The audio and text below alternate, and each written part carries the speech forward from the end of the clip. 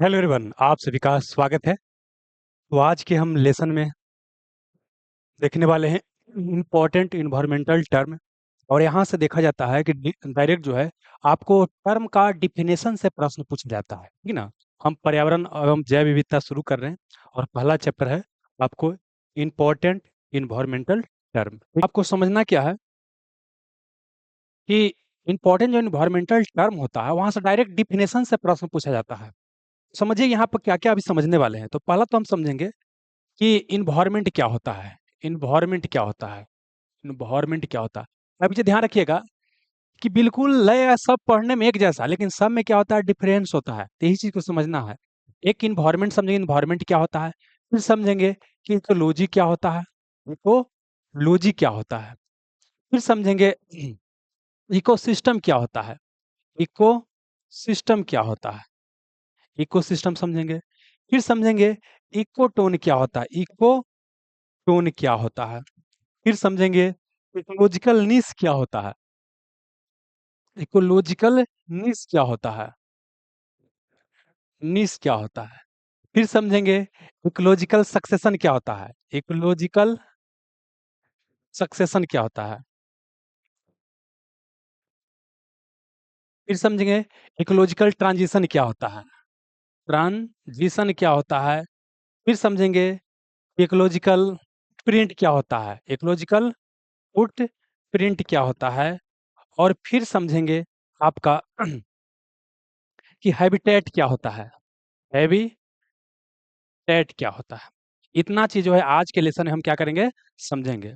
देखिए, देखने में लग सकता है कि सब एक जैसा लग रहा है, इकोलॉजिकल इकोलॉजिकल इकोलॉजी, लेकिन सब में थोड़ा थोड़ा अंतर होता है। बिल्कुल एकदम सिंपल भाषा में आपको समझाने का प्रयास करेंगे। देखिए, सर्वप्रथम बात करते हैं क्या, इन्वायरमेंट। पहला हम क्या करेंगे, इन्वायरमेंट की बात करेंगे। Environment, environment, environment. तो इन्वायरमेंट का हिंदी होता है पर्यावरण। क्या होता है? पर्यावरण होता है। तो इन्वायरमेंट या पर्यावरण कहते किसको है? देखिए, हम जो जीव हैं, इसी जीव के चारों तरफ जो भी आवरण आपको दिखाई दे रहा है, जो भी कवर दिखाई दे रहा है, सबको मिल को ही बोलते हैं क्या, एनवायरनमेंट या पर्यावरण कहते हैं। ठीक है, चलिए।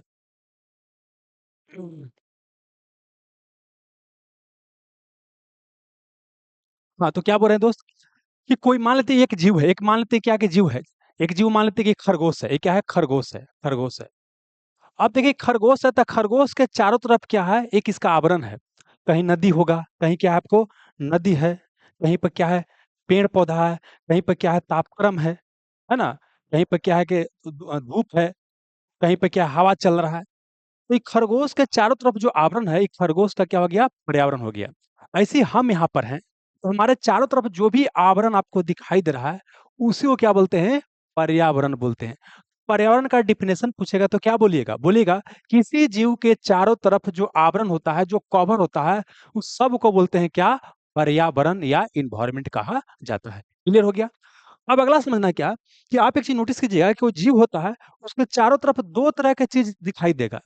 एक क्या दिखाई देगा, सजीव जिसमें जान है। एक क्या दिखाई देगा, इसमें जान नहीं है। एग्जाम्पल के लिए, एक खरगोश के अगल बगल क्या दिखाई दिया, पेड़ दिखाई दिया।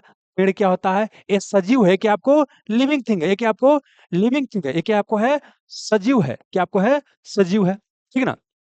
वहीं अगर बात करते हैं कि आपने लकड़ी देखा, क्या लकड़ी या तापक्रम देखा है, ये सब क्या आपको निर्जीव है, क्या आपको है, निर्जीव है।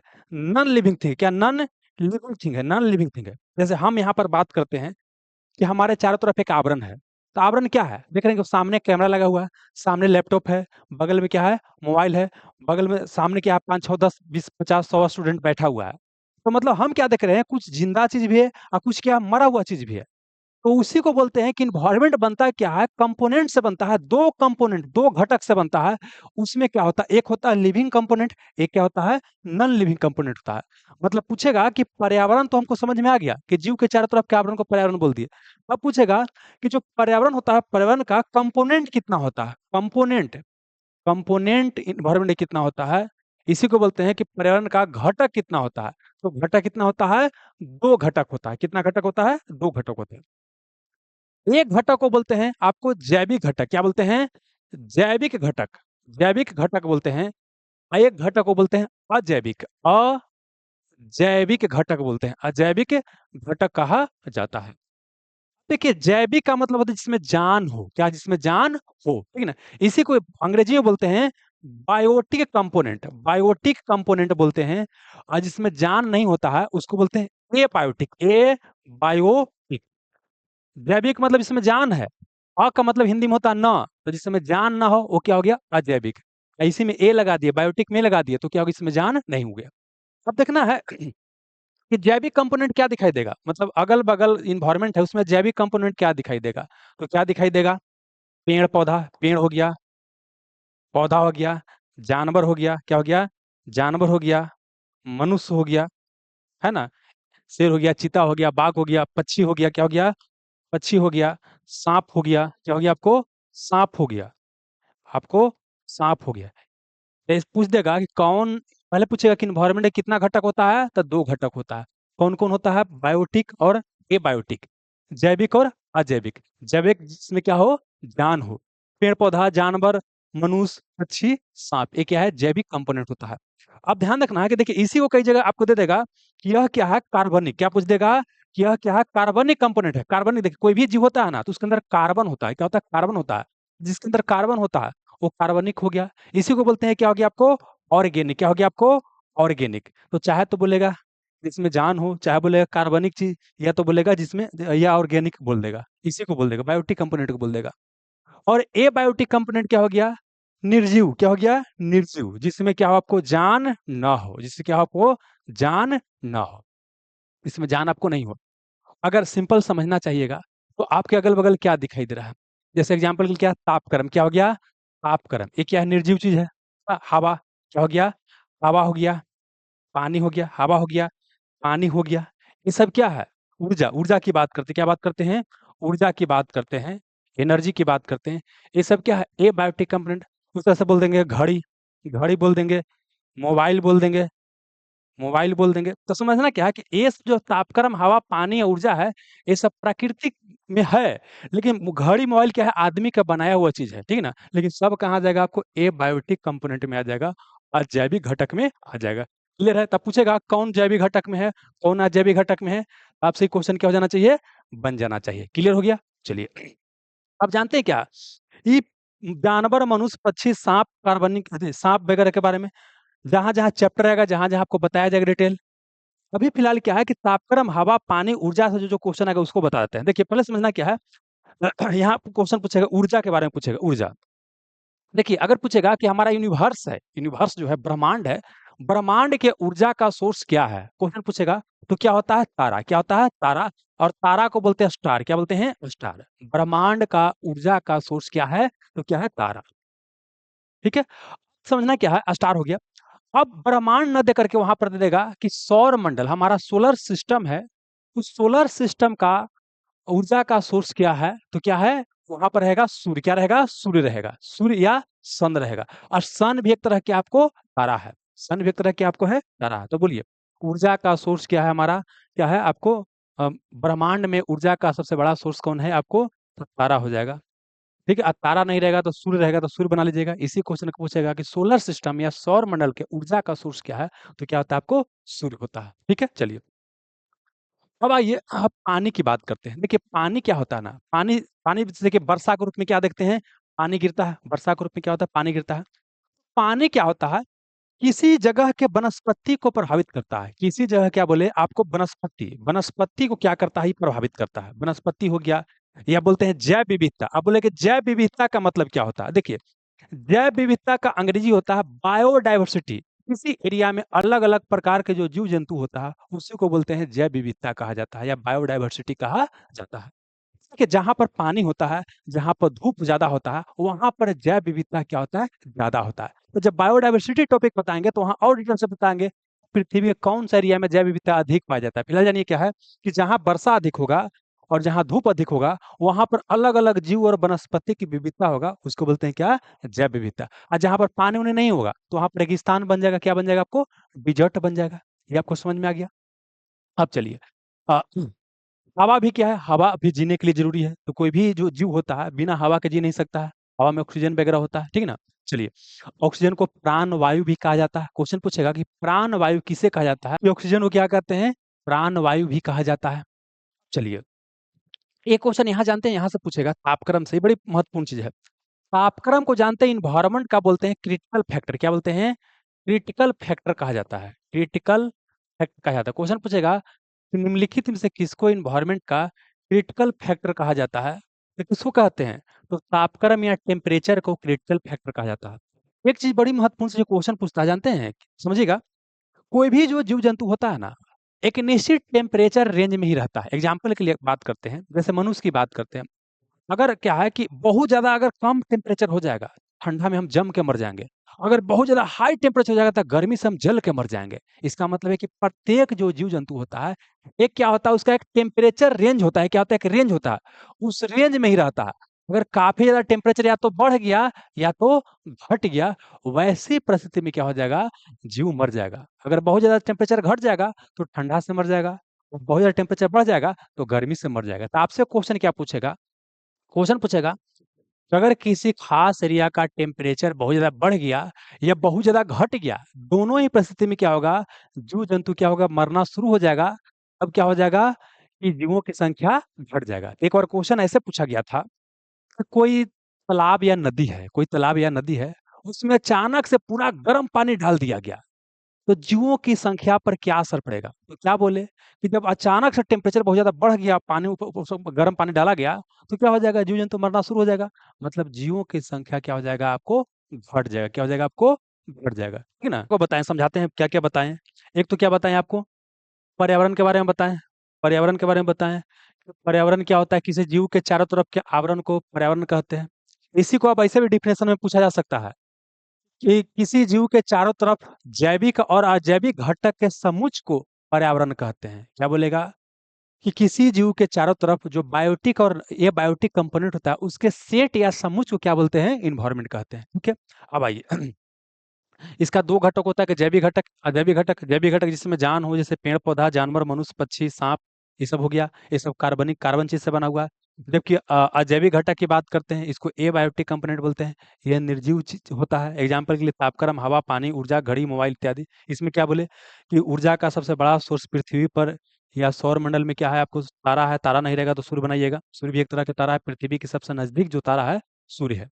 पानी के बारे में क्या बोले कि पानी या वर्षा क्या होता है? किसी जगह के वनस्पति और जैव विविधता को क्या करता है? निर्धारित करता है।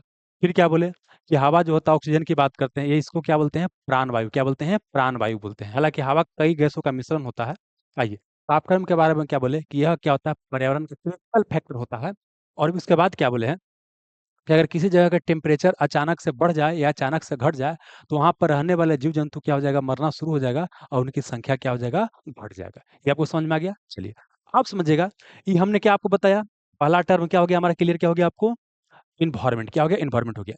एक क्वेश्चन और पूछेगा इन्वायरमेंट से। क्या पूछेगा कि अगर मानव द्वारा पर्यावरण में कुछ परिवर्तन लाया गया, तो उसको एंथ्रोपोजेनिक इन्वायरमेंट कहा जाता है। पूछेगा कि मानव द्वारा अगर पर्यावरण में किसी तरह के परिवर्तन लाया गया, ठीक ना, तो उसे क्या कहते हैं? तो उसे क्या कहते हैं? Anthropogenic environment. एंथ्रोपोजेनिक इन्वायरमेंट कहा जाता है। ठीक है, चलिए। तापक्रम क्या होता है दोस्त? टेम्परेचर को तापक्रम कहते हैं। गर्मी ठंडा को ही टेम्परेचर बोलते हैं, उसी को क्या बोलते हैं? तापक्रम बोलते हैं, गौरव भाई। ठीक है, आइए। तो इन्वायरमेंट समझ में आ गया। अब समझना क्या है? आप समझना क्या है? इकोलॉजी समझना है। क्या समझना? इकोलॉजी। इकोलॉजी क्या होता है समझिएगा। इकोलॉजी, इकोलॉजी, इकोलॉजी क्या होता है? इकोलॉजी को बोलते हैं पारिस्थितिकीय विज्ञान। क्या बोलते हैं? पारिस्थितिकीय विज्ञान। क्या बोलते हैं?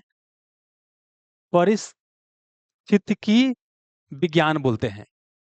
इसी को पारिस्थितिकी भी बोलते हैं। क्या बोलते हैं? पारिस्थितिकी। क्या बोल देगा? कई जगह आपको लिख देगा खाली पारिस्थितिकी, बस इतना ही लिख देगा। अब एक समझिएगा, जैसे आप बायोलॉजी, जहां भी लॉजी शब्द का इस्तेमाल होगा उसका मतलब होता है अध्ययन करना। जहां भी लॉजी शब्द का इस्तेमाल होगा उसका मतलब क्या होता है? स्टडी करना, ये अध्ययन करना है। इसका मतलब यहाँ भी कुछ अध्ययन करना ही होगा। तो समझिए कि जो इन्वायरमेंट वाला डिफिनेशन बताया उससे से संबंधित ये चीज है। समझना क्या है? जैसे बताया क्या कि एक यह क्या था? आपको जीव था। एक क्या क्या था? जीव था।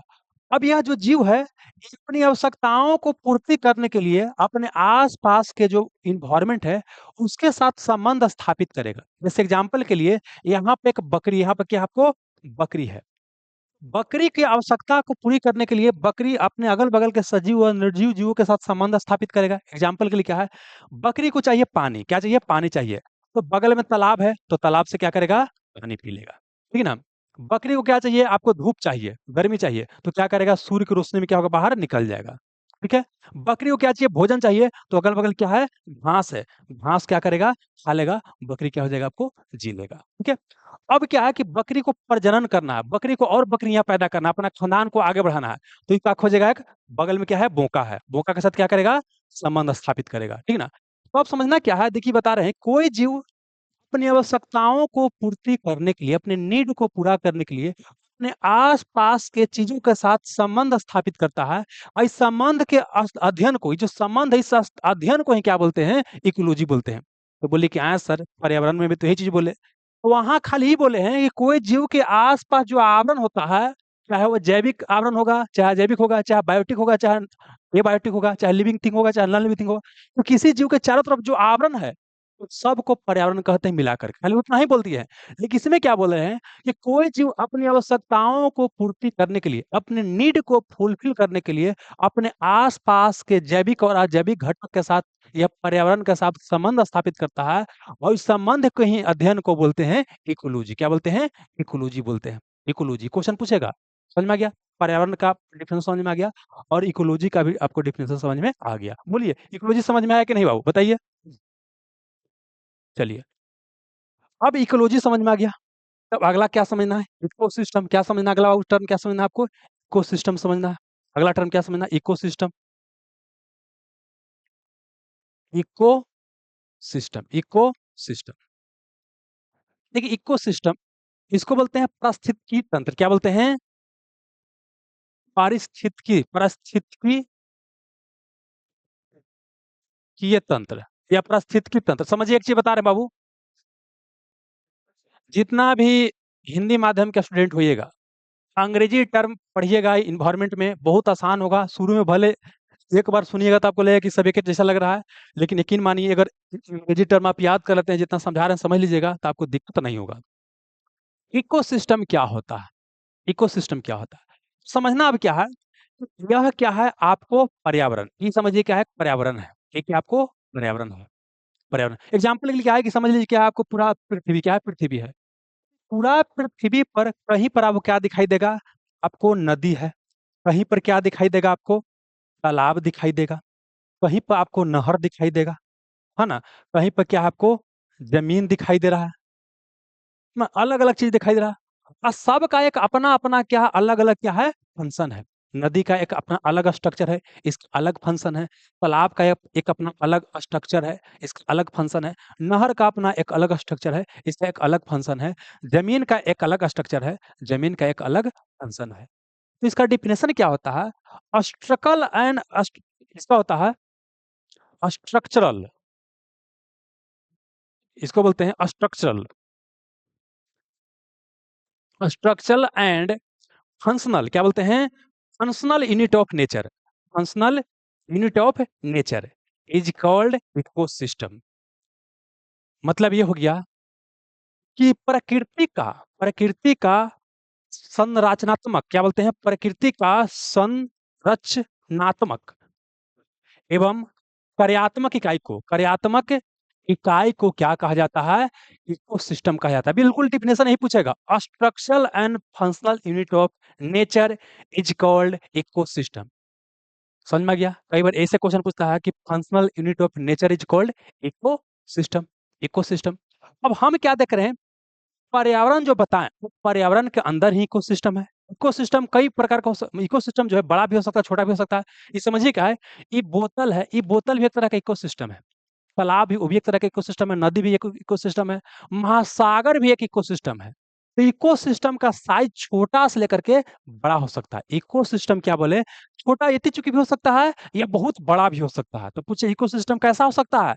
छोटा भी हो सकता है और बड़ा भी हो सकता है। बड़ा भी हो सकता है, इकोसिस्टम छोटा भी हो सकता है और बड़ा भी हो सकता है। कई जगह क्या बोलता है, अच्छा हम इकोसिस्टम में क्या देख रहे हैं? इसमें सजीव चीज भी हो सकता है, निर्जीव चीज भी हो सकता है, इसमें भी हो सकता है सजीव और निर्जीव हो सकता है। इसमें भी क्या बोल सकते हैं, इकोसिस्टम के अंदर भी सजीव निर्जीव चीज आपको हो सकता है, ठीक है ना। तो इसी क्वेश्चन को ऐसे पूछ देता है कई बार, जैसे पर्यावरण का दो घटक बताया ना कि बायोटिक और एबायोटिक होता है, जैविक अजैविक। कई बार वो क्वेश्चन आप पूछ के ऐसे पूछ देगा, इकोसिस्टम में कितना घटक होता है। इकोसिस्टम का भी दो ही घटक होता है, जैविक और अजैविक। चाहे तो जिंदा होगा और चाहे तो क्या होगा, मरा हुआ होगा। जैविक सजीव होगा या आपको निर्जीव होगा, यही ना होगा। दो ही हो सकता है, कंपोनेंट हो सकता है। इसको भी ध्यान रखिएगा। इसका मतलब जानते हैं क्या हो गया, समझिएगा। ये आपका इन्वायरमेंट था। इन्वायरमेंट के अंदर ही क्या होता है, इकोसिस्टम होता है।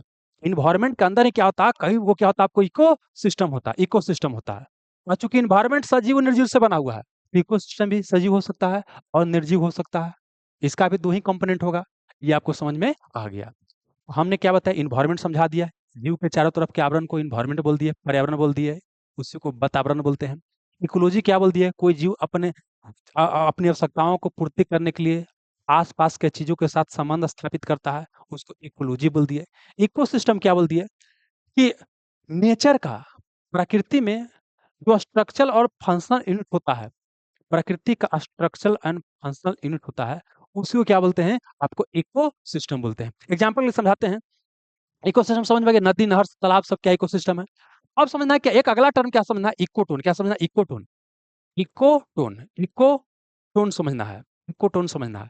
अब सुनिए, बिल्कुल समझने का प्रयास कीजिएगा, बिल्कुल समझ में आएगा, ठीक है ना। आइए, इकोटोन क्या होता है, देखिए। जहां पर दो इकोसिस्टम मिलेगा उसी को इकोटोन बोलते हैं। समझाने के लिए आपको समझाते हैं। देखिए यहाँ पर पिक्चर को देखिए बाबू, ये पिक्चर को देखिए। देखिए, इधर से क्या हो रहा है, आपको नदी आ रहा है। तो नदी एक प्रकार का इकोसिस्टम है। इधर क्या आपको समुद्र, इधर क्या आपको समुद्र है, क्या आपको इधर सी है, ओशियन है, समुद्र है। जैसे बंगाल है, खाड़ी है, इधर हिंद महासागर है। तो अब क्या है कि इधर समुद्र है और इधर नदी है। ये एरिया जो हो गया है, मतलब दो इकोसिस्टम के जो ट्रांजिशन एरिया होता है या मिलन क्षेत्र होता है, उसी को क्या बोलते हैं, आपको इकोटोन क्या बोलते हैं, इकोटोन बोलते हैं, इकोटोन बोलते हैं। तो क्वेश्चन पूछेगा कि व्हाट इज इकोटोन, तो बोलेगा zone of junction, zone of junction of two different type of ecosystem. या इसी को हिंदी बोलेगा कि दो इकोसिस्टम के ट्रांजिशन एरिया को क्या बोलते हैं, इकोटोन बोलते हैं। क्या बोलते हैं, इकोटोन बोलते हैं। जैसे एग्जांपल के लिए नदी है, यानी क्या हो गया आपका समुद्र है। आई जो बनता है इसको बोलते हैं सुंदरबन डेल्टा। क्या बनते हैं, सुंदरबन डेल्टा, सुंदरबन डेल्टा। इसी को बोलते हैं क्या, कि हम मैंग्रोव इलाका क्या हो गया आपको, मैंग्रोव इलाका हो गया। तो यह जो होता है क्या होता है, इकोटोन का क्या आपका एग्जाम्पल है। और दुनिया का सबसे बड़ा डेल्टा पूछेगा तो सुंदरबन डेल्टा है, जो कि ये आपको गंगा और ब्रह्मपुत्रा नदी से मिलकर बनता है। गंगा और क्या बोले आपको, ब्रह्मपुत्रा नदी से मिलकर बनता है। इधर से गंगा आता है, इधर से ब्रह्मपुत्रा आता है। इसको इन्वायरमेंट में नहीं बताएंगे, इसको भूगोल में बताएंगे डेल्टा के बारे में। फिलहाल जानिए कि इकोटोन क्या होता है, zone of junction between two different type of ecosystem is called ecotone. हो गया। आप समझना, इकोटोन जो होता है यहाँ पर क्या होता है, यह काफी ज्यादा हाई प्रोडक्टिव होता है, हाई प्रोडक्टिव होता है, प्रोडक्टिव होता है। मतलब बोलेगा कि आपको इकोटोन का उत्पादन क्षमता कम होता है कि अधिक होता है। इकोटोन का उत्पादन क्षमता क्या होता है, हाँ, डेल्टा को आप इकोटोन बोल सकते हैं, डेल्टा को इकोटोन बोल सकते हैं। बिल्कुल। देखिए, अभी हम इन्वायरमेंट का भाषा समझा रहे हैं, एगो देहाती भाषा में समझा देंगे, पूरा का पूरा कहानी समझ में आ जाएगा। समझिए क्या बोले, इकोटोन क्या बोले कि आपको हाई प्रोडक्टिव एरिया होता है, काफी ज्यादा उपजाऊ होता है। सुंदरबन डेल्टा जो होता है, दोनों एरिया से काफी ज्यादा क्या होता है, उपजाऊ होता है, काफी प्रोडक्टिविटी हाई होता है। एक और समझना, यहाँ पर होता क्या है, यहाँ पर होता यह है कि देखिए, जब यहाँ से हम यहाँ चलेंगे, कुछ जीव की संख्या बढ़ेगा और कुछ जीव की संख्या क्या होता है, घटता होता है। तो कुछ जीव की संख्या बढ़ जाएगा, मतलब हेने जो जीव पाया जाएगा, हो सकता है कि यहाँ आने के बाद बिल्कुल बढ़ जाए, या हो सकता है कि ये जो जीव पाया जाता है यहाँ पर बिल्कुल खत्म हो जाए। कुछ जीव की संख्या बढ़ जाएगा और कुछ जीव की संख्या क्या हो जाएगा, घट जाएगा। अब जिस जीव की संख्या बढ़ जाता है, उसको बोलते हैं आपको एज, क्या बोलते हैं, एज स्पेसीज। स्पेसीज, स्पेसीज मतलब प्रजाति होता है। प्रजाति क्या होता है थोड़ा देर में समझा देंगे, फिलहाल समझिए क्या होता है कि इकोटोन के एरिया में जिस की संख्या बढ़ जाता है, उस प्रजाति को क्या बोलते हैं, एज स्पेसीज बोलते हैं। भाई, जो घटना हो रहा है कि संख्या किसी का बढ़ जा रहा है, इस घटना को बोलते हैं एज इफेक्ट। क्या बोलते हैं, इस घटना को बोलते हैं ईडी, एज इफेक्ट, एज इफेक्ट कहते हैं, एज इफेक्ट बोलते हैं। क्या बोलते हैं, एज इफेक्ट कहा जाता है। समझ में आ गया। तो आप देखिए, आपको यहाँ अगर समझने में कोई दिक्कत होगा तो हम बिल्कुल सिंपल भाषा में आपको समझाने का प्रयास करते हैं। देखिए, समझिए क्या है कि ई आपको सिलेक्शन गुरु है। ये क्या आपको है? 10 सिलेक्शन गुरु। ये क्या आपको 10 सिलेक्शन गुरु है। 10 सिलेक्शन गुरु, 10 सिलेक्शन गुरु। इन्वायरमेंट आप किसको मानते हैं उसके आधार पर बाबू अलग-अलग सा बदलेगा। समझिए क्या, अगर क्या है कि 10 सिलेक्शन गुरु को एक इन्वायरमेंट मानते हैं कि यहाँ पढ़ाई का एक माहौल है या क्या वातावरण है या पर्यावरण है। तो 10 सिलेक्शन गुरु क्या हो गया कि इन्वायरमेंट हो गया। अब सिलेक्शन गुरु के अंदर में देखिएगा कि ये क्या है आपको जीके जीएस का क्लासरूम है। ये क्या आपको है? मैथ का क्लासरूम है। ये क्या आपको? मैथ का क्लासरूम है। ठीक ना? यहाँ पर क्या देखिएगा, यहाँ पर देखिए क्या कि ये जो एरिया है, ये क्या है आपको पूछताछ, ये क्या आपको इंक्वायरी, ये क्या आपको इंक्वायरी है, ये क्या आपको इंक्वायरी काउंटर है। ये क्या है आपको यहाँ पर, क्या आपको यहाँ पर, क्या आपको बाथरूम है, क्या आपको यहाँ पर, क्या आपको बाथरूम है, ठीक ना? ये पूरा क्या आपको हॉल, ये पूरा क्या आपको है? हॉल है, हॉल है। तब समझना क्या आपको बताते हैं, देखिए, द सिलेक्शन गुरु को आपने मान लिया कि इन्वायरमेंट है या क्या है? पर्यावरण है, आपने मान लिया, ठीक ना? अब द सिलेक्शन गुरु के अंदर क्या है? जीके जीएस का क्लासरूम है, मैथ का क्लासरूम है, इंक्वायरी ऑफिस है, हॉल है, बाथरूम है, ठीक ना? तो ये अलग-अलग जो सिस्टम दिखाई दे रहा है, ये जो अलग-अलग सिस्टम दिखाई दे रहा है, ये सब इकोसिस्टम, ये सब क्या करेगा? इकोसिस्टम का काम करेगा। सबका अलग तरह का स्ट्रक्चर है, अलग तरह के फंक्शन है। जीके जीएस का स्ट्रक्चर अलग है क्लासरूम का, इसका फंक्शन अलग है कि हाँ जीके जीएस पढ़ाई होगा, मैथ में मैथ पढ़ाई होगा, इंक्वायरी में क्या है इसका स्ट्रक्चर बनावट अलग है। इसमें क्या होगा पढ़ाई आपका, इसमें क्या होगा पूछताछ होगा। मतलब इसका क्या है काम अलग है, सबका अपना-अपना काम है, सबका अपना-अपना क्या है बनावट है। समझ में आ गया ना? हॉल का अलग है, बाथरूम क्या आपको अलग-अलग, इसका बनावट अलग है। इसका क्या है काम भी क्या है आपको अलग है, बनावट अलग है और फंक्शन भी क्या अलग है। तो ये जो अलग-अलग सिस्टम दिखाई दे रहा है, ये सब क्या हो गया? इकोसिस्टम क्या हो गया आपको? इकोसिस्टम हो गया। क्या हो गया आपको? इकोसिस्टम हो गया। कोई दिक्कत नहीं। अब इकोटोन क्या हो जाएगा? तो समझना क्या है, कि यहाँ पर आप खड़ा हैं, यहाँ पर आप खड़ा हैं, यहाँ पर खड़ा है, यहाँ पर आप क्या है? खड़ा है। यहाँ पर जब खड़ा होते हैं, तो आपको जीके जीएस वाला भी कुछ चीज़ दिखाई दे रहा है, यहाँ पे खड़ा होकर लेकिन देख रहा है कि जीके जीएस वाला सर को भी देख रहा है, इधर क्या कर रहा है आपको? मैथ वाला सर को भी देख रहा है। ठीक है ना? हेनु देख रहा है, टीवी बड़का-बड़का हेनु देख रहा है। ये क्या है कि दोनों का क्या है आपको यहाँ पर ट्रांजिशन हो रहा है। इसको क्या बोल देंगे? इक्कोटोन। जहाँ पर 2 सिस्टम मिलता है, उसे क्या बोल देंगे आपको? इक्कोटोन। क्या बोल देंगे? इक्कोटोन बोल देंगे।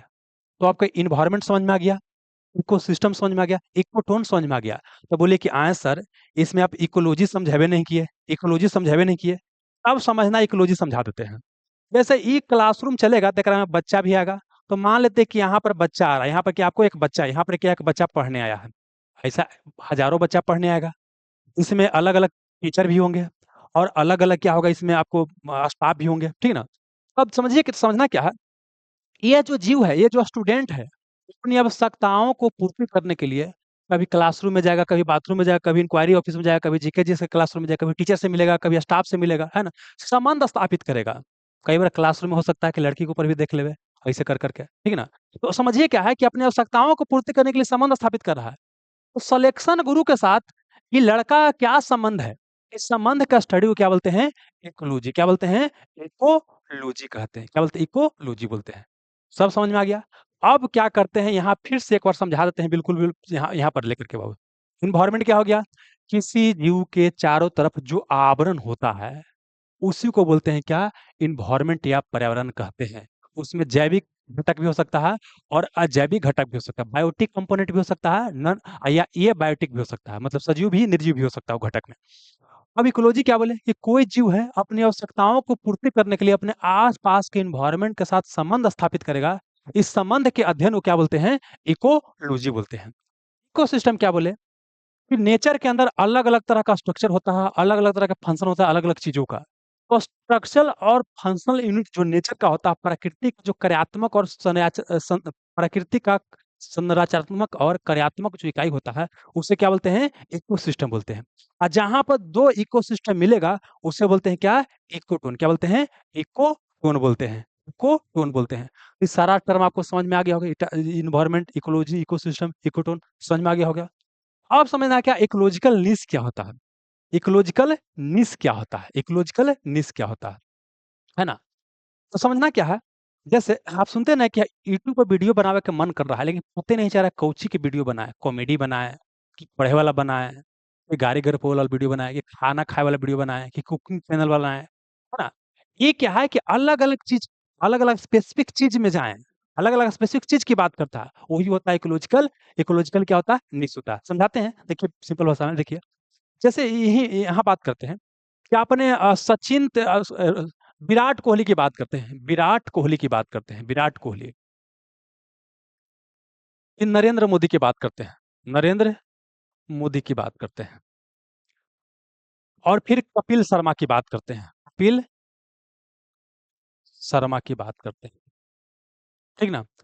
और फिर बात करते हैं आपको, और किसी का नाम, हमरे नाम ले लीजिए, रवि रंजन की बात करते हैं। एक और लीजिए, किसी का ले लीजिए, आ,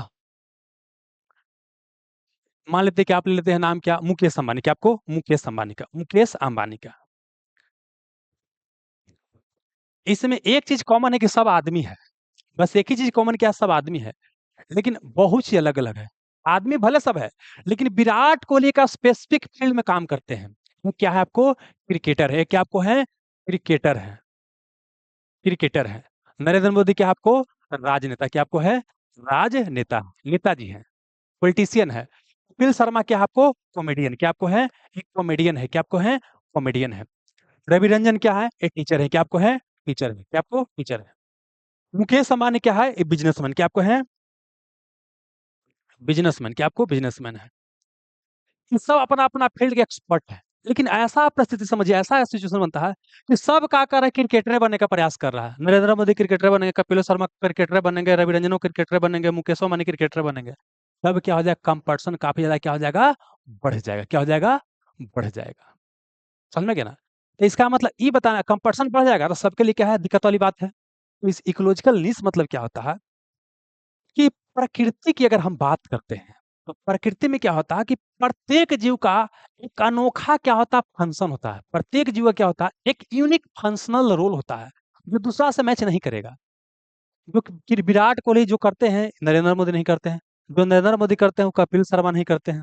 बोले क्या है सर, आजकल तो पॉलिटिशियन कॉमेडी करते हैं या कॉमेडियन नेतागिरी वाला काम करते हैं, वो अलग मैटर है, लेकिन समान तौर पर क्या होता है? ये जो काम करते ही नहीं करते हैं, ये जो काम करते ही नहीं करते, ये जो काम करते ही नहीं करते हैं। समझ में गया? इसको और सिंपल भाषा में समझाते हैं। जैसे एग्जांपल के लिए, एक बकरी है। क्या आपको है? बकरी है।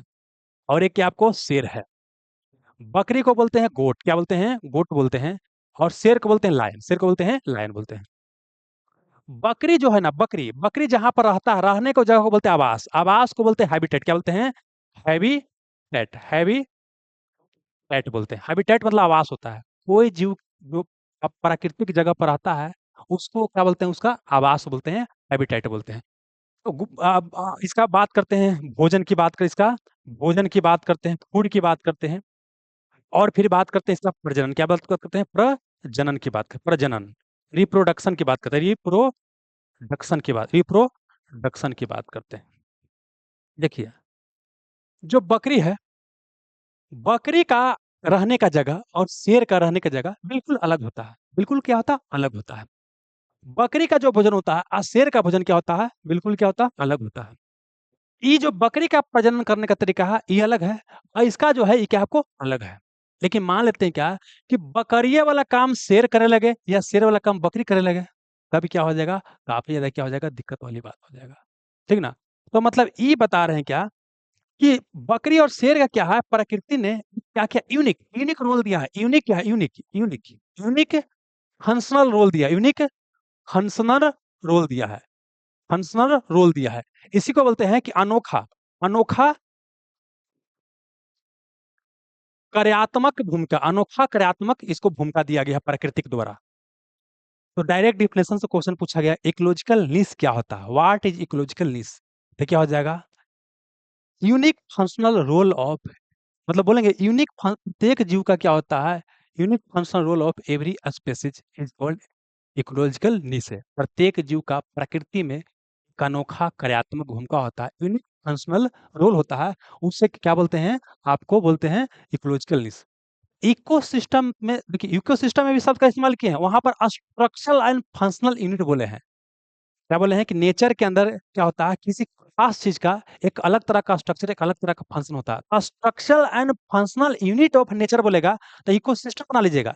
लेकिन बोलेगा कि unique functional role of each species is called, क्या हो जाएगा आपको, क्या हो जाएगा, इकोलॉजिकल निश, इकोलॉजिकल निश हो जाएगा। प्रत्येक का क्या है, एक अनोखा कार्यात्मक भूमिका, इकोलॉजिकल निश बोलते हैं। तो बोलिए, ये भी हमारा क्लियर हो गया दोस्त। कहाँ चल गया ये वाला बाबू? इकोलॉजिकल क्या हो गया आपको, निश भी क्या हो गया आपको, क्लियर हो गया, ठीक है ना। अब आते हैं क्या, इकोलॉजिकल सक्सेशन। इकोलॉजिकल सक्सेशन क्या होता है? अगला क्या टर्म हमारा, इकोलॉजिकल सक्सेशन। इकोलॉजिकल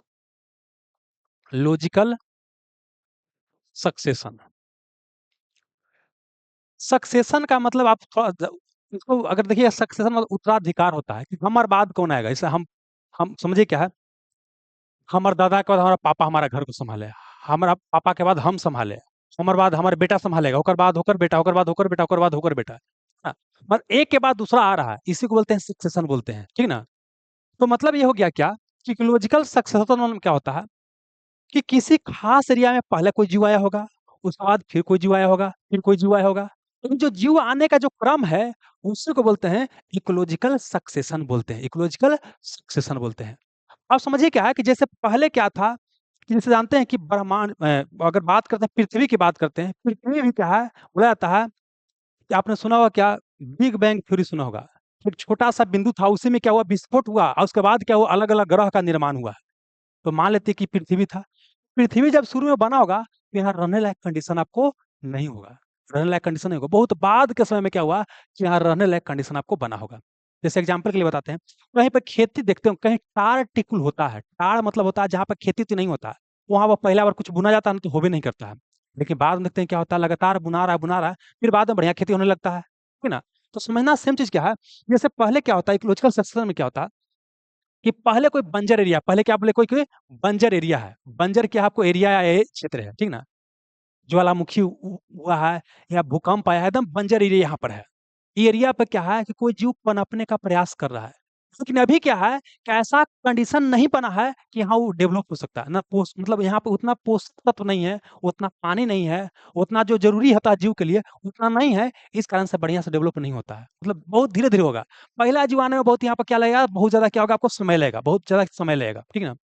लेकिन अब क्या है, कि यहाँ पर डेवलप हो गया, कुछ समय के बाद जीव क्या करेगा, कि थोड़ा पर्यावरणीय परिस्थिति को और अच्छा बनाएगा।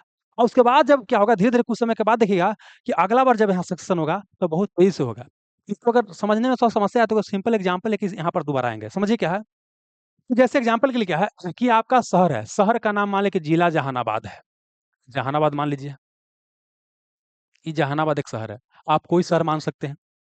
तो यहाँ पर क्या है ना, कि यहाँ पर क्या है, समझिए कि ये आपको डीएम आवास है, कि आपको डीएम आवास है, डीएम आवास है, डीएम आवास है, ठीक है ना। और है ने क्या है, मेन इधर क्या आपको मेन शहर, क्या मेन शहर है, मेन शहर है। लेकिन पहले हम समझते हैं कि डीएम आवास की बात करते हैं। यहाँ पर जानते हैं शुरू में क्या था ना, कि लोग कोई घर नहीं है यहाँ, डीएम साहब के रहने के लिए जगह दिया गया था, इन्हें अगल बगल कोई घर नहीं है, घर नहीं है। एक आदमी यहाँ जमीन लिया, देखा देखी दो चार गो और जमीन लिया, लेकिन जमीन लेके सब छोड़ ले है, कोई घर नहीं बना रहा है, काहे नहीं, कैसे ने कोई छीन छोड़ के भाग जाए, रात के चोरी कर ले भी, नहीं बना रहा है। अब जानते हैं कि पहला यहाँ घर बनने में क्या हुआ, कि जो जमीन जब से बिक्री शुरू हुआ, तब से क्या हुआ, कि 10 साल लग गया यहाँ पर घर बनने में। यहाँ पर 10 घर बनने में, बोल सकते हैं 10 घर बनने में क्या है, कि टोटल बोल सकते हैं कि 10 साल लग गया समय। लेकिन जब अब घर बन गया और लोग रहना शुरू कर दिया, तो वहाँ स्थिति बन गया। अब क्या है, कि चाय का दुकान खुल गया, चटनी का दुकान खुल गया, समोसा का दुकान खुल गया। अब ये स्थिति मतलब रहने लायक हो गया है, चोरी के भी डर वगैरह नहीं है।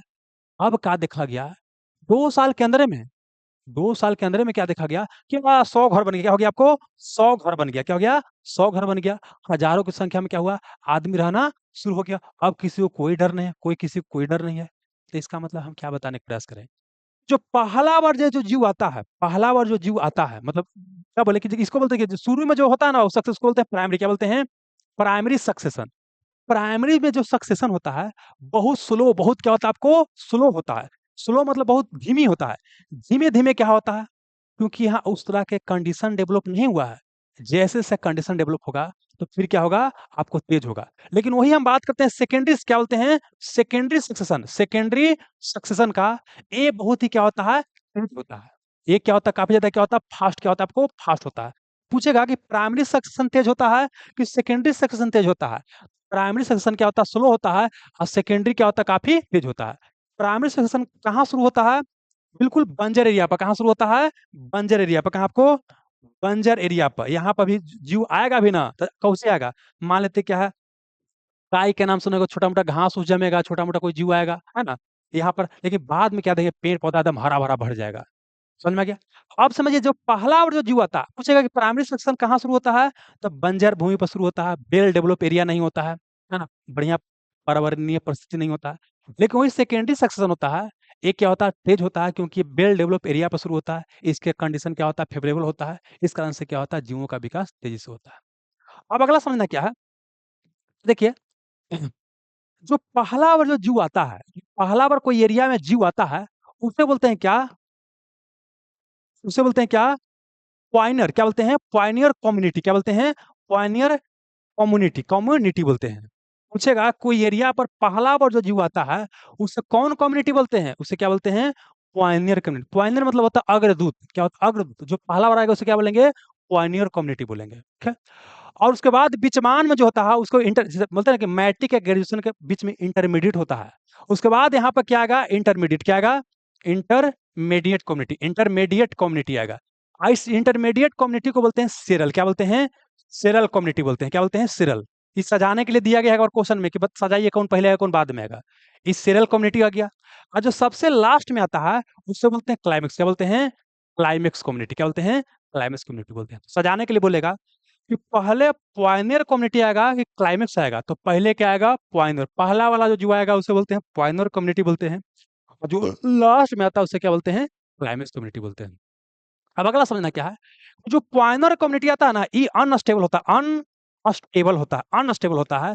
जबकि क्लाइमेक्स कम्युनिटी क्या होता है? काफी ज्यादा क्या होता है? स्टेबल होता है। क्यों? समझिएगा, ये नया नया घर बनाया है, बढ़िया एरिया नहीं है ना, इसको डर भी है कि चोरी हो जाएगा, का हो जाएगा, समझने के लिए एग्जांपल के लिए ले रहे हैं, है ना। ईप क्या है? इसको स्टेबल नहीं है, ये स्टेबल नहीं है। इसको हटाकर क्या है, फिर इंटरमीडिएट कम्युनिटी आ जाएगा, अब कम्युनिटी आ जाएगा, है ना। और उसके बाद फिर क्या आ जाएगा, आपको ये सीरियल क्लाइमेक्स आ जाएगा। क्या आ जाएगा? क्लाइमेक्स कम्युनिटी आ जाएगा।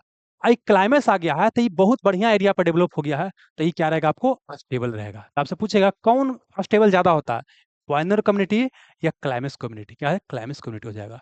अब देखिए, तो पॉइनर कम्युनिटी और क्लाइमेक्स कम्युनिटी के बीच जो समय होता है, मतलब यहाँ से जो यहाँ जो जाता है, इसके बीच में कई सारा इंटरमीडिएट कम्युनिटी आता है।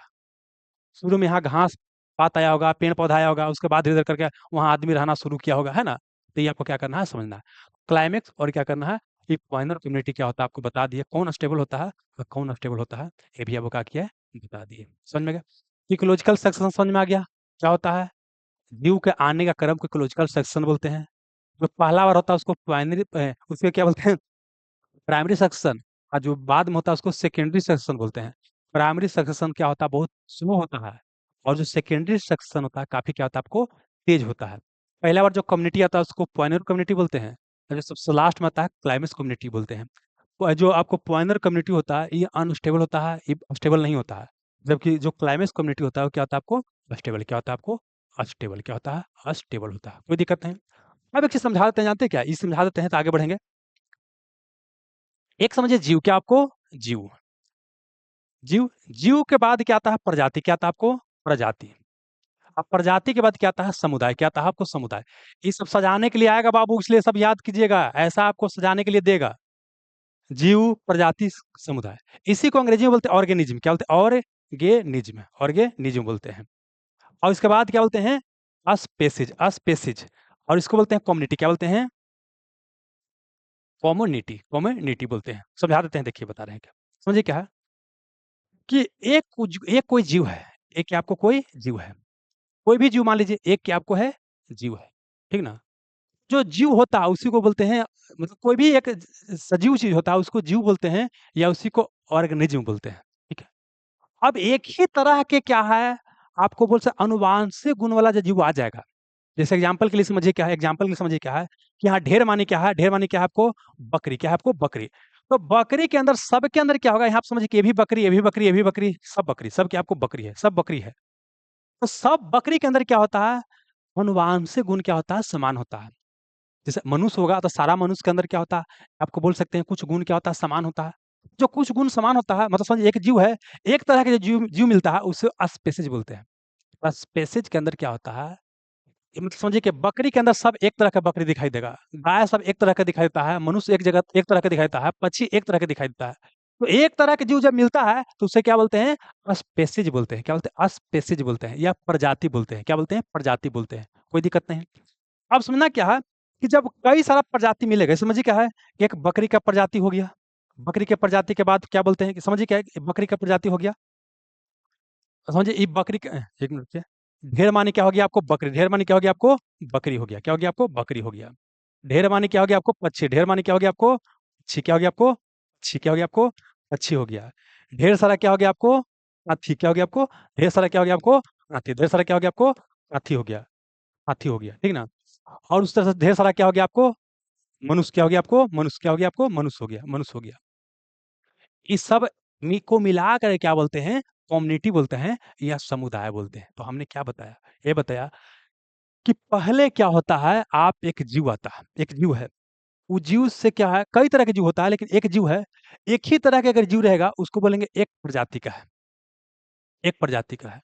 और उसके बाद क्या है कि कई सारा क्या है प्रजाति जब मिल जाएगा, बकरी का प्रजाति, पक्षी का प्रजाति, हाथी का प्रजाति, मनुष्य का प्रजाति, तो सबको सम्मिलित रूप से क्या बोल देंगे? आपको कम्युनिटी बोल देंगे। तो सजाने के लिए पूछेगा कि जीव के बाद कौन आएगा? प्रजाति। प्रजाति के बाद समुदाय। ऑर्गेनिज्म। ऑर्गेनिज्म के बाद स्पेसीज। स्पेसीज के बाद क्या हो जाएगा आपको? कम्युनिटी। क्या हो जाएगा? कम्युनिटी। कम्युनिटी हो जाएगा। कोई दिक्कत नहीं। इकोलॉजिकल सक्सेशन भी क्या है दोस्त, आपको समझ में आ गया होगा। इकोलॉजिकल सक्सेशन भी क्या आपको समझ में आ गया? अब इकोलॉजिकल सक्सेशन के बाद क्या है, आपको अगर दो टर्म और समझना है, यहाँ पर देख लेते हैं क्या क्या। एक तो क्या हो जाए, इकोलॉजिकल ट्रांजिशन। एक मिनट रुकिए, क्या है आपको?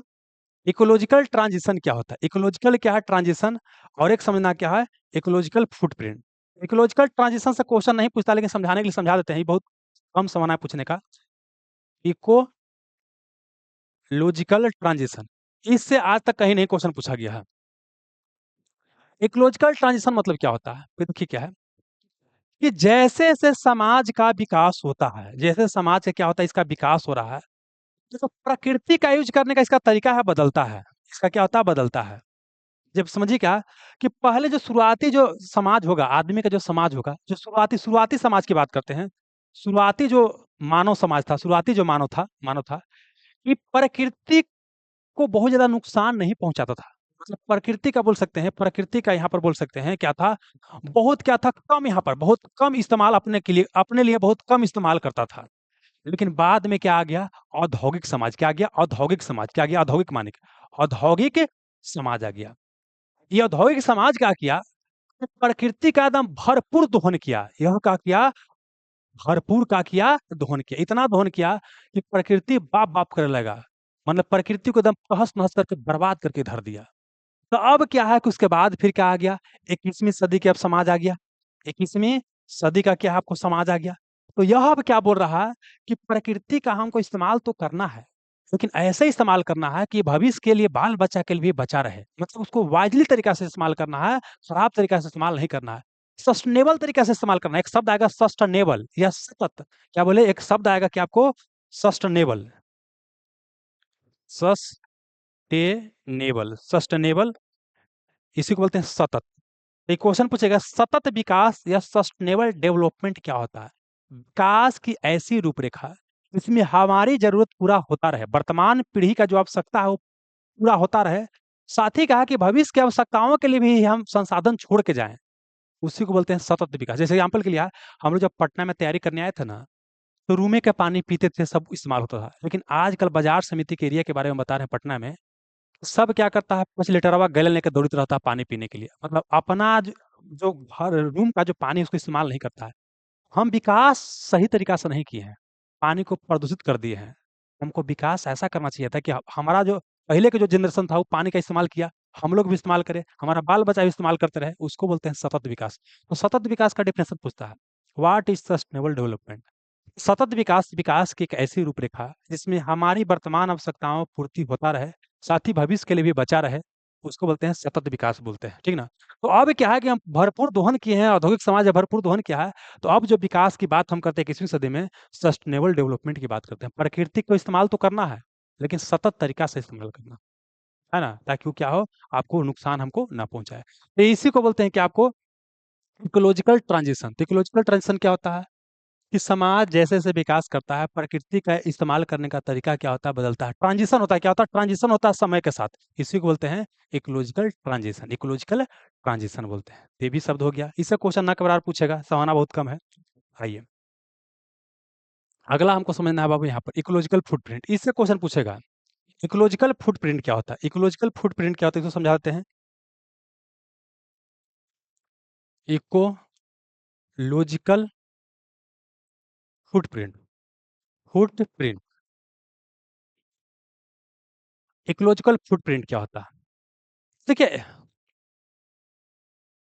हम आओ फ्यूचर को ध्यान में रखते हैं, रिसोर्स का इस्तेमाल करना, इसी को बोलते हैं सतत विकास बोलते हैं। चलिए आइए, इकोलॉजिकल फुटप्रिंट क्या होता है? फुटप्रिंट क्या होता है समझिए, क्या है कि जैसे क्या है कि हम अपनी जरूरत को पूरा करने के लिए क्या कर रहे हैं, हम अपनी आवश्यकताओं को पूर्ति कर, हमारा जो नीड है, हमारी क्या बोले आपको, जो नीड है, इस नीड को पूरा करने के लिए हम क्या कर रहे हैं, जो नेचर है, जो क्या बोले आपको, प्रकृति है, उसका हम इस्तेमाल कर रहे हैं। क्या करें? उसका इस्तेमाल कर रहे हैं। लेकिन इस्तेमाल करने के दौरान क्या कर रहे हैं, हम कचरा, हम क्या कर रहे हैं, बहुत सारा कचरा जनरेट कर रहे हैं। बहुत सारा क्या कर रहे हैं आपको, कार्बन, क्या कर रहे हैं, कार्बन जनरेट कर रहे हैं। बहुत सारा मतलब हम जो आवश्यकताओं को पूर्ति करने के लिए नेचर का इस्तेमाल कर रहे हैं। उस दौरान क्या है कि कई सारा कचरा और कई सारा कार्बन भी हम क्या कर रहे हैं, उत्सर्जित कर रहे हैं, बाहर निकाल रहे हैं। कचरा और कार्बन को रखने के लिए क्या चाहिए, जमीन चाहिए। क्या चाहिए आपको, जमीन चाहिए, लैंड चाहिए, भूमि चाहिए। तो इसका ये हो गया इकोलॉजिकल फुटप्रिंट। क्या होता है कि हम अपनी आवश्यकताओं को पूर्ति करने के लिए प्रकृति का जो इस्तेमाल करते हैं, प्राकृतिक संसाधन का इस्तेमाल करते हैं, नेचुरल रिसोर्स का इस्तेमाल करते हैं, साथ ही कचरा और कार्बन क्या करते हैं, निकालते हैं। कचरा और कार्बन को, है ना, कचरा और कार्बन को मतलब बोल सकते हैं, कचरा और कार्बन मतलब ऐसे बोलेंगे कि नीड और आवश्यकताओं को पूर्ति करने के लिए जो कचरा और कार्बन निकालते हैं, उसके लिए क्या चाहिए, जमीन चाहिए। क्या चाहिए, जमीन चाहिए, ठीक ना। उसी को बोलते हैं क्या, इकोलॉजिकल फुटप्रिंट। क्या बोलते हैं, इकोलॉजिकल फुटप्रिंट बोलते हैं, इकोलॉजिकल फुटप्रिंट बोलते हैं। अगर समझिए क्या है कि हम प्रकृति का इस्तेमाल बहुत ही वाजिब तरीका से, बहुत सावधानी पूर्वक करते हैं, ठीक ना, तो हम कम से कम कचरा, कम से कम क्या करें, कार्बन उत्पादन करेंगे। तो हम कम से कम क्या है, कचरा कार्बन को क्या है, आप कम से कम जमीन चाहिए। तो आपसे क्वेश्चन पूछेगा कि अगर हम प्रकृति का इस्तेमाल बहुत ही वाजिब तरीका से, बुद्धिमानी तरीका से करते हैं, तो इकोलॉजिकल फुटप्रिंट का साइज बढ़ेगा घटेगा, तो क्या होगा आपको, ये क्या होगा आपको, घटेगा। क्या होगा, घटेगा। लेकिन हम क्या कर रहे हैं कि बिल्कुल जो प्रकृति का इस्तेमाल जो है सही तरीका से नहीं कर रहे हैं। पेड़ पूरा काट दे रहे हैं, पूरा पानी निकाल के फेंक दे रहे हैं, पूरा कोयला जला रहे हैं, पूरा एकदम गाड़ी चला रहे हैं, एकदम, है ना, जहाँ जरूरत है वहाँ पूरा चला रहे हैं। तब इसका मतलब क्या है कि हम ज्यादा मात्रा में कचरा कार्बन क्या करेंगे, आपको निकालेंगे। ज्यादा मात्रा में कार्बन कचरा निकालेंगे, उसके लिए क्या होगा कि ज्यादा मात्रा में हमको भूमि क्या चाहिए, क्या होगा आपको चाहिए। तो इकोलॉजिकल फुटप्रिंट क्या होगा, आपको बढ़ेगा। इकोलॉजिकल फुटप्रिंट बढ़ना का मतलब क्या है, यह अच्छा चीज नहीं है। इकोलॉजिकल फुटप्रिंट बढ़ने का मतलब क्या है कि हम जो है सही तरीका से क्या है, प्राकृतिक संसाधन का इस्तेमाल आपको नहीं कर रहे हैं। इकोलॉजिकल फुटप्रिंट घटने का मतलब क्या है कि हम क्या है, प्राकृतिक संसाधन का सही तरीके से इस्तेमाल कर रहे हैं। तो बढ़ना इकोलॉजिकल फुटप्रिंट अच्छा है या घटना, इकोलॉजिकल फुटप्रिंट का घटना क्या हमारे लिए, क्या आपको अच्छा है, ये आपको समझ में आ गया। ठीक है, चलिए। तो ये क्या था, आपको कंसेप्ट समझा दिए।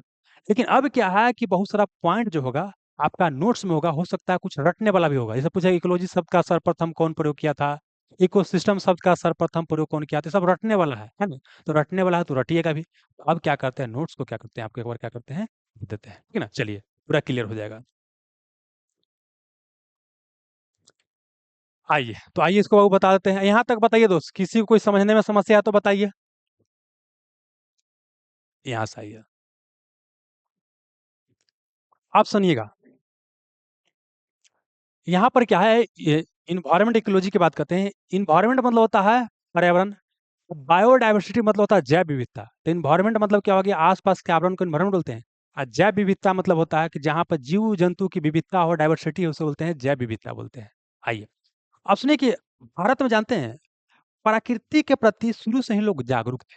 प्रकृति के प्रति शुरू से ही क्या थे, जागरूक थे। उसी क्रम में आप देखिए कि हमारे यहाँ कि प्राचीन समय में क्या प्रकृति के महत्व को लोग समझते थे। प्रकृति के महत्व क्या करते थे, लोग समझते थे और संतुलन बनाने का प्रयास करते थे।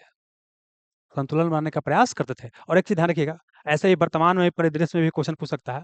महात्मा गांधी बोले थे ना कि प्रकृति के पास आपकी जरूरत को पूरा करने के लिए सब कुछ है, जो आपको चाहिए सब कुछ है, लेकिन आपको लालच को पूरा करने के लिए नहीं है।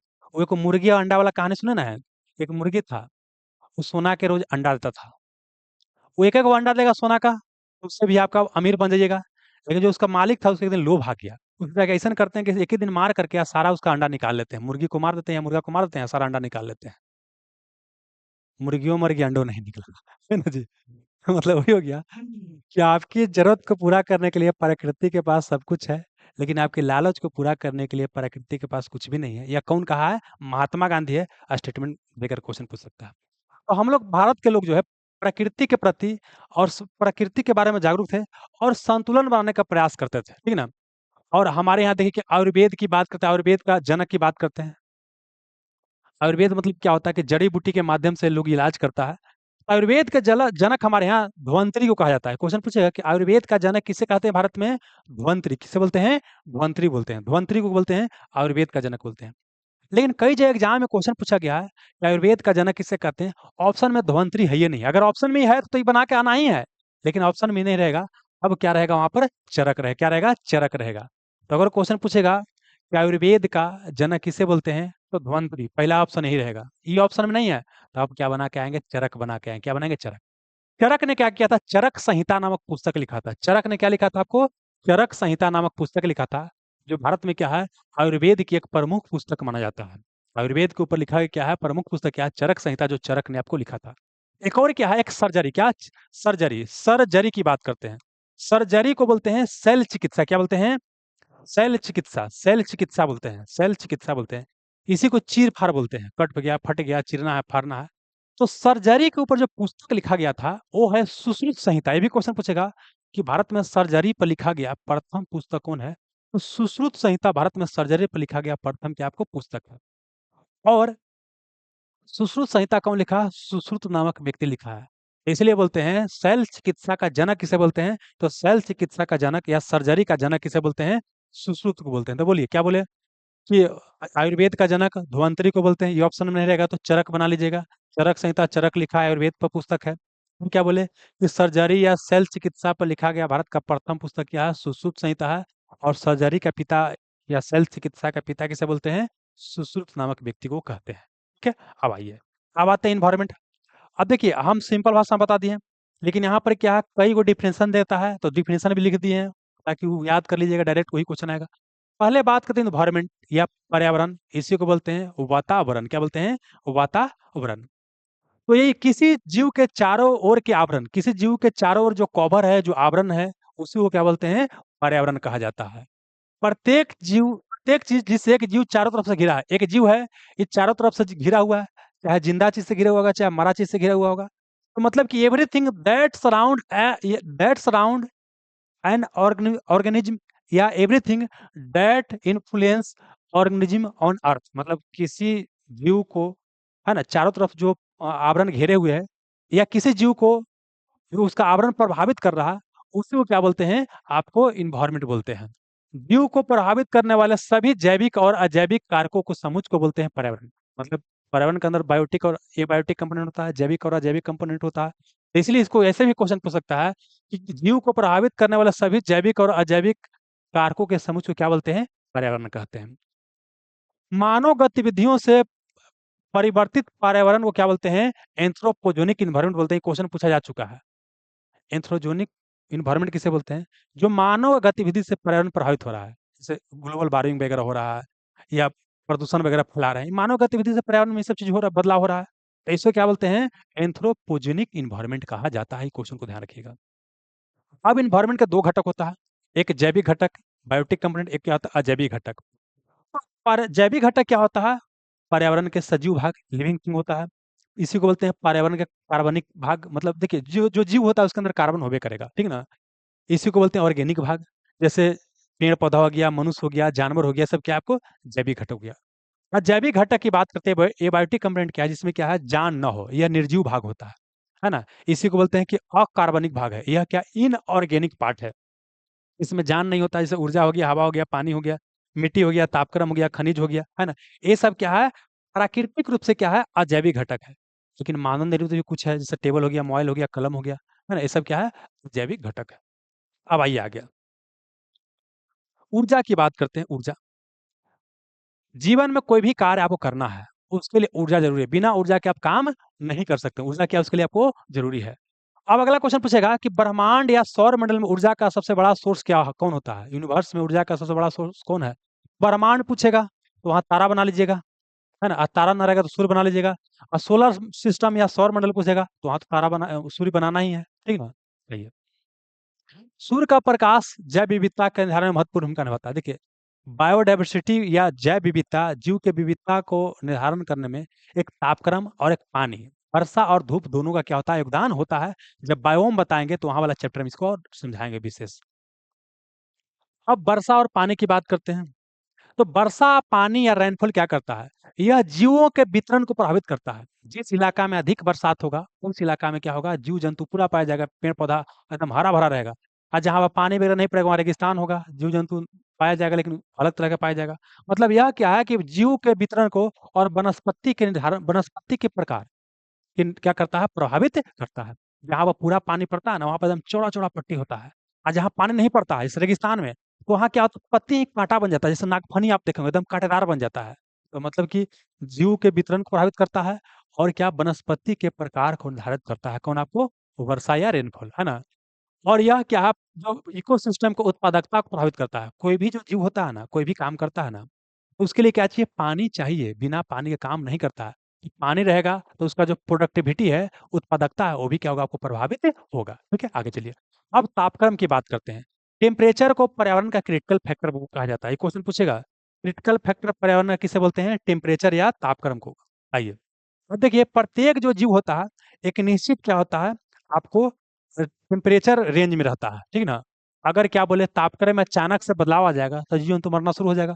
अगर तापक्रम बहुत बढ़ जाएगा या बहुत ज्यादा घट जाएगा तो जीव मरने लगेगा। तो मतलब क्या पूछेगा? हो जाएगा कि मतलब जीवों की संख्या क्या हो जाएगा? आपको घट जाएगा। आइए, एक और क्वेश्चन बताना था, ये नहीं बताएं। इंटरनल इन्वायरमेंट क्या होता है? एक्सटर्नल इन्वायरमेंट की अपेक्षा क्या होता है? ज्यादा स्टेबल होता है। समझाते हैं इसको पॉइंट को। ये क्या बोला आपको? इंटरनल क्या बोला आपको? Internal environment, internal environment, environment. एक हो गया external, external environment, external environment, समझिए। इंटरनल को बोलते हैं आंतरिक पर्यावरण, आंतरिक पर्यावरण। और एक्सटर्नल को बोलते हैं बाहरी वातावरण या बाहरी, बाहरी बोलते हैं, बाहरी पर्यावरण बोलते हैं। ये दोनों में कौन ज्यादा स्टेबल होता है? तो समझिए क्या, एक मछली की हम बात करते हैं, एक मछली की हम बात करते हैं, एक मछली की बात करते हैं। ये मान लेते हैं कि मछली, क्या आपको मछली है, तो मछली मान लीजिए कि तालाब में था। ये मछली को क्या कि उठा करके यहाँ से कहाँ डाल दिया? यहाँ पर बाहर लेकर चले हैं, ठीक ना। फिर ये मछली को क्या है कि यहाँ हम समुद्र में रखे हुए थे, अब निकालेगा कि यहाँ घर में होता है मछली पालन वाला जो बक्सा होता है, उसमें क्या कि यहाँ शीशा वाला में डाल दिया। फिर ये मछली यहाँ से यहाँ आने के बाद क्या हुआ? मरा नहीं। देखिए, आप देखिएगा, मछली के अंदर का जो इन्वायरमेंट है ना, कांस्टेंट है। जैसे एग्जांपल कि हमारा शरीर की बात करते हैं, 37 डिग्री सेल्सियस हमारा टेम्परेचर होता है। लेकिन बाहरी गर्मी है, सर्दी है, हमको ले जाकर ध्रुव पर रख देगा, वहाँ ठंडा पूरा आ जाएगा, अंटार्कटिका में रख देगा। हमको ले जाकर विषुवत रेखा पर रख देगा, पूरा गर्मी हो जाएगा। बाहरी वाला हवा के देख रहे हैं, टेम्परेचर तापक्रम बदल रहा है, वर्षा हो रहा है, कभी कभी धूप है, कभी छां है। मतलब क्या देख रहे हैं कि जो इंटरनल जो इन्वायरमेंट होता है ना, आंतरिक जो इन्वायरमेंट होता है, वो क्या होता है? ज्यादा क्या होता है? एक समान होता है, ज्यादा क्या होता है? स्टेबल होता है। जो कि बाहरी वाला क्या होता है? कब बदल जाएगा ये कोई नहीं जान रहा है। मतलब बोल सकते हैं कि क्या होता है? ज्यादा स्टेबल एक्सटर्नल नहीं होता है, इंटरनल क्या होता है? ज्यादा क्या होता है? आपको स्टेबल होता है, ये आपको ध्यान रखना है। क्लियर हो गया? तो वही पॉइंट यहाँ पर लिखा गया है। इंटरनल इन्वायरमेंट क्या होता है? एक्सटर्नल से क्या होता है? ज्यादा क्या होता है? स्टेबल और स्थायी होता है। तो पर्यावरण समझ में आ गया। अब आते हैं क्या आपको पारिस्थितिकी, इकोलॉजी की बात करते हैं। प्रत्येक जीव अपनी आवश्यकताओं को पूर्ति करने के लिए अपने आसपास के पर्यावरण के साथ संबंध स्थापित करता है। इसी के वैज्ञानिक अध्ययन को क्या बोलते हैं? इकोलॉजी बोलते हैं। बस हो गया। इसी को बोलें क्या कि जीव, कोई जीव है तो अपने वातावरण के साथ संबंध स्थापित करता है। तो मतलब जीव और वातावरण के संबंध को क्या बोलते हैं? आपको पारिस्थितिकी बोल देंगे, इकोलॉजी बोल देंगे। कि पारिस्थितिकी, इकोलॉजी क्या होता है? जीव और वातावरण के बीच पारस्परिक संबंध का अध्ययन क्या होता है? इकोलॉजी हो जाता है। अब इकोलॉजी शब्द का प्रयोग सर्वप्रथम किसने किया? ये क्वेश्चन न जाने कितना बार पूछा गया है। इकोलॉजी शब्द का सर्वप्रथम जो प्रयोग किया है, कौन किया? अर्नेस्ट हैकल। तो बोलिए, इकोलॉजी शब्द का प्रयोग सर्वप्रथम किसने किया है? Ernest Haeckel. अर्नेस्ट हैकल कहाँ के थे? जर्मनी। कहाँ के थे? जर्मनी के थे। और कब किया? 1866 में। तो ये भी क्वेश्चन पूछ सकता है, इकोलॉजी शब्द का सर्वप्रथम प्रयोग कब किया गया? 1866 में। कौन किया? अर्नेस्ट हैकल। नहीं रटे वाला रट लीजिए। हालांकि उन्होंने जानते हैं कौन शब्द का इस्तेमाल किया था इकोलॉजी के लिए? तो कौन आपको? ओकियोलॉजी। क्या नाम था? ओकियोलॉजी। ओकियोलॉजी शब्द का इन्होंने इस्तेमाल किया था। जनरली ऐसा नहीं पूछेगा, इसी पूछेगा कि इकोलॉजी शब्द का प्रयोग सर्वप्रथम कौन किया? अर्नेस्ट हैकल ने किया। आइए, जीवधारियों के कार्बनिक और अकार्बनिक वातावरण और पारस्परिक संबंधों के अध्ययन को बोलते हैं पारिस्थितिकी अथवा पारिस्थितिकी विज्ञान। बस वही है। ये कौन बा? Ernest Haeckel. अर्नेस्ट हैकल ने क्या डेफिनेशन दिया था इकोलॉजी का? तो यह दिया था कि कोई जीव है, तो जीव क्या करता है? अपने आसपास के वातावरण का संबंध स्थापित करता है, और आसपास के वातावरण में कोई सजीव है, कोई निर्जीव है, तो जो सजीव होता है उसको कार्बनिक बोल देते हैं, जो निर्जीव है उसे बोलते हैं अकार्बनिक बोल देते हैं ना। ये दोनों के जो संबंध स्थापित होता है जीव का अपने अगल बगल के चीजों के कार्बनिक और अकार्बनिक के साथ जो संबंध स्थापित होता है उसी के अध्ययन में क्या बोलते हैं? इकोलॉजी बोलते हैं। ये कौन बताया? अर्नेस्ट हैकेल ने बोला। क्लियर है? आइए अगला क्या है? प्रकृति की संरचना एवं प्रक्रिया का अध्ययन है। ये भी क्वेश्चन पूछेगा कि किसने कहा था कि जो इकोलॉजी है प्रकृति की संरचना एवं प्रक्रिया का अध्ययन है? तो ये कौन कहा है? Eugene Odum. अब देखिए ये सब क्वेश्चन पूछा गया तो अलग अलग एग्जाम में कहीं ना कहीं पूछा गया तो हम डाल दिए हैं। तो अब क्या करना है? ये सब रटने का भी प्रयास करना है कौन क्या कहा। प्रकृति की संरचना और प्रक्रिया का अध्ययन ही इकोलॉजी है। यह कौन कहा है? तो यह कहा है यूजीन ओडम। कौन कहा? यूजीन ओडम कहा है। और एक और व्यक्ति है उसका नाम है अर्निज नेस। इसने शब्द इस्तेमाल किया क्या? Deep ecology. गहन पारिस्थितिकी या डीप इकोलॉजी शब्द का प्रयोग कौन किया? तो कौन किया है? अर्निस्ट नेस। तो देखिए ज्यादातर क्वेश्चन पूछता है कि इकोलॉजी शब्द का प्रयोग कौन किया है? अर्नेस्ट हैकल ने किया है। लेकिन यही पूछेगा कि डीप इकोलॉजी शब्द का प्रयोग किसने किया सर्वप्रथम? तो अर्निज नेस। लेकिन ज्यादातर ये क्वेश्चन पूछेगा अर्नेस्ट हैकल वाला पूछेगा। ठीक है ना? चलिए बाकी देखिए दोस्त क्या है, ये सब रटे वाला चीज कुछ रटना भी पड़ेगा। आइए अब आइए क्या इकोसिस्टम की बात करते हैं। इकोसिस्टम क्या होता है? तो क्या बोले कि structural and functional unit of nature is called ecosystem. क्या बोले कि प्रकृति का जो कार्यात्मक और संरचनात्मक इकाई होता है इसी को क्या कहा जाता है? पारिस्थितिकीय तंत्र या इकोसिस्टम कहा जाता है। इकोसिस्टम आकार में बहुत छोटा भी हो सकता है और या तो बहुत बड़ा भी हो सकता है। मतलब एक सुई के नोक के बराबर भी हो सकता है, या गहरा महासागर भी हो सकता है, बड़ा महासागर भी हो सकता है। ये सब क्या इकोसिस्टम है? इकोसिस्टम छोटा भी हो सकता है और बड़ा भी हो सकता है। अब बात आता है कि इकोसिस्टम शब्द का प्रयोग सर्वप्रथम किसने किया? ये किया है एजी टांसले। ये ब्रिटेन के थे। अभी क्या बोले कि इकोलॉजी शब्द का प्रयोग किया था आपको कौन किया था? आपको हैकेल ने। कौन किया था? हैकेल ने किया था। अर्नेस्ट हैकेल नाम था, जर्मनी के थे। जबकि आपको क्या बोले कि पारिस्थितिकीय तंत्र या इकोसिस्टम शब्द का सर्वप्रथम प्रयोग किसने किया था? तो इकोसिस्टम शब्द का प्रयोग सर्वप्रथम एजी ट्रांसले ने किया था, 1935 में किया था। कहाँ के थे? आपको ब्रिटेन के थे। आई बहुत वीवी आई है बाबू, इसको रट लीजिए। ठीक ना? एक डिफिनेशन और ये दोनों बहुत वीवी आई है। अब सुन लीजिए, ये सब उतना महत्वपूर्ण नहीं है, लेकिन क्वेश्चन के बारे में पूछा गया एग्जाम में, और कोई एग्जाम में क्वेश्चन पूछ देता है तो उसको रट लेना चाहिए। देखिए जानते हैं क्या है? दो विद्वान हैं, एक का नाम है कार्ल मोबियस, है ना, और एक का नाम है क्या? फोबर्स। देखिए कार्ल मोबियस की बात करते हैं, इन्होंने क्या है इकोसिस्टम के लिए क्या है आपको बायोसिनोसिस शब्द का इस्तेमाल किया है। जबकि वही फोबर्स ने क्या इस्तेमाल किया है? आपको माइक्रोकॉस्म शब्द का इस्तेमाल किया है। तो ये रटना पड़ेगा। एजी ट्रांसले ने कहा किया है इकोसिस्टम शब्द का प्रयोग किया है। ये आपको पहला क्वेश्चन हो गया। इकोसिस्टम शब्द का प्रयोग कौन किया है? आपको एजी ट्रांसले ब्रिटेन के थे, 1935 में किया था। लेकिन अब रट लीजिए क्या कि आपको इकोसिस्टम की विचारधारा को बायोसिनोसिस कौन कहा? तो कौन कहा? कार्ल मोबियस कहा है, बायोसिनोसिस कहा है। जबकि फोर्ब्स नामक साइंटिस्ट ने क्या कहा है? तो क्या कहा है? माइक्रोसोम्स का कहा है। आपको माइक्रोसोम्स कहा है। ठीक है ना? चलिए ये आपको रटना पड़ेगा। क्या करना पड़ेगा? रटना पड़ेगा। ठीक है ना? अब ध्यान रखना है कि मोबियस माइक्रोकॉस्म नहीं कहा है। मोबियस शब्द है ना जी, तो मोबियस ने माइक्रोकॉस्म नहीं कहा, मोबियस ने क्या कहा है? बायोसिनोसिस कहा है। जबकि जो फोबर्स नाम है ये कौन कहा आपको? माइक्रोकॉस्म कहा है, माइक्रोकॉस्म कहा है। अब इसको रटिए बाबू, बस भूलिएगा तो याद रखिएगा। अरे क्वेश्चन बनने से मतलब है कि जो कार्ल मोबियस नाम था वो बाबू क्या है कि माइक्रोकॉस्म शब्द का इस्तेमाल नहीं किया है। वो फोबर्स कौन क्या है? फोबर्स किया है ना? और आपको बायोनोसिस शब्द का इस्तेमाल कौन किया है? कार्ल मोबियस किया है। एक कार्ल मार्क्स नामक साइंटिस्ट अलग है। वो क्या है? कार्ल मार्क्स अलग है। उनको वैज्ञानिक समाजवाद का पिता बोलते हैं। वो भी जर्मनी के थे, वो अलग है। उनको बाद में बताएंगे। आगे चलिए। अब देखिए अलग अलग क्या डिफिनेशन दिया गया, क्वेश्चन पूछा गया है ना। पारिस्थितिकीय तंत्र क्या होता है? किसी निश्चित स्थान, है ना, निश्चित स्थान हो गया, इकाई के समस्त जीव और भौतिक पर्यावरण का प्रतिनिधित्व करता है। मतलब ये भी क्या होता है? कार्यशील इकाई मतलब क्या होता है कि नेचर क्या होता है? ये फंक्शनल यूनिट होता है, इसका खुद का एक अपना प्रोडक्टिविटी होता है। बस वही चीज लिखा है बाबू, सब वही चीज है, कुछ है नहीं, है ना। आइए एक चीज और ध्यान रखिएगा। पृथ्वी पर जानते हैं, देखिए एक समय एक और टर्म समझाते हैं। एक होता है एटमोस्फेयर। क्या होता है? एटमोस्फेयर। इसको बोलते हैं वायुमंडल। क्या बोलते हैं? वायुमंडल। देखिए हमारे चारों तरफ जो वायु है ना उसको बोलते हैं वायुमंडल। एक होता है क्या, लिथोस्फेयर, लिथोस्फेयर, इसको बोलते हैं स्थल मंडल। क्या बोलते हैं, स्थल मंडल।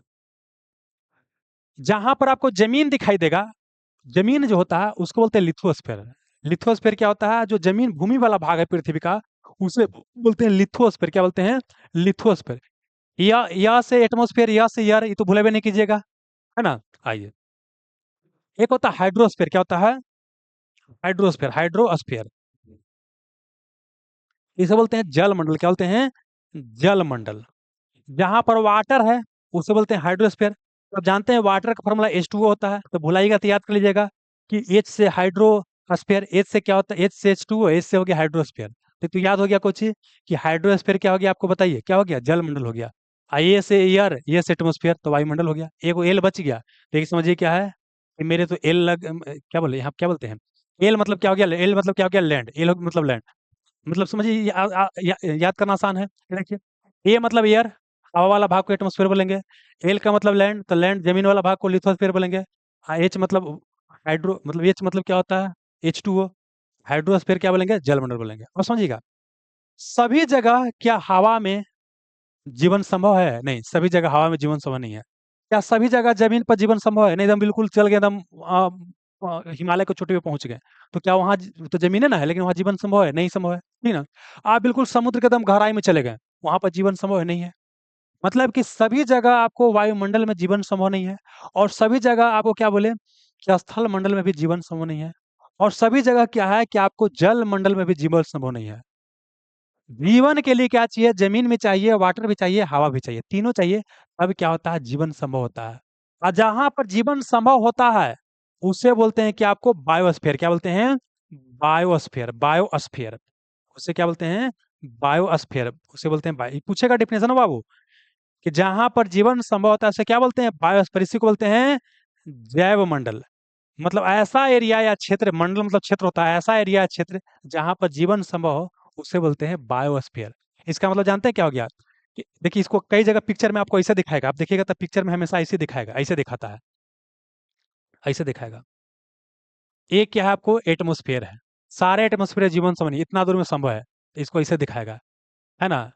ई क्या हो गया, आपका एटमोस्फेयर हो गया। एक क्या हो गया आपको, हाइड्रोस्फीयर हो गया। और एक क्या हो गया, एक और यहाँ पर दिखा देगा, इसे ऐसे दिखा देगा, ऐसे दिखा देगा। एक क्या हो गया, लिथोस्फीयर हो गया। और यहाँ पर तीनों का जो मिलन क्षेत्र है, यहाँ पर जीवन संभव है।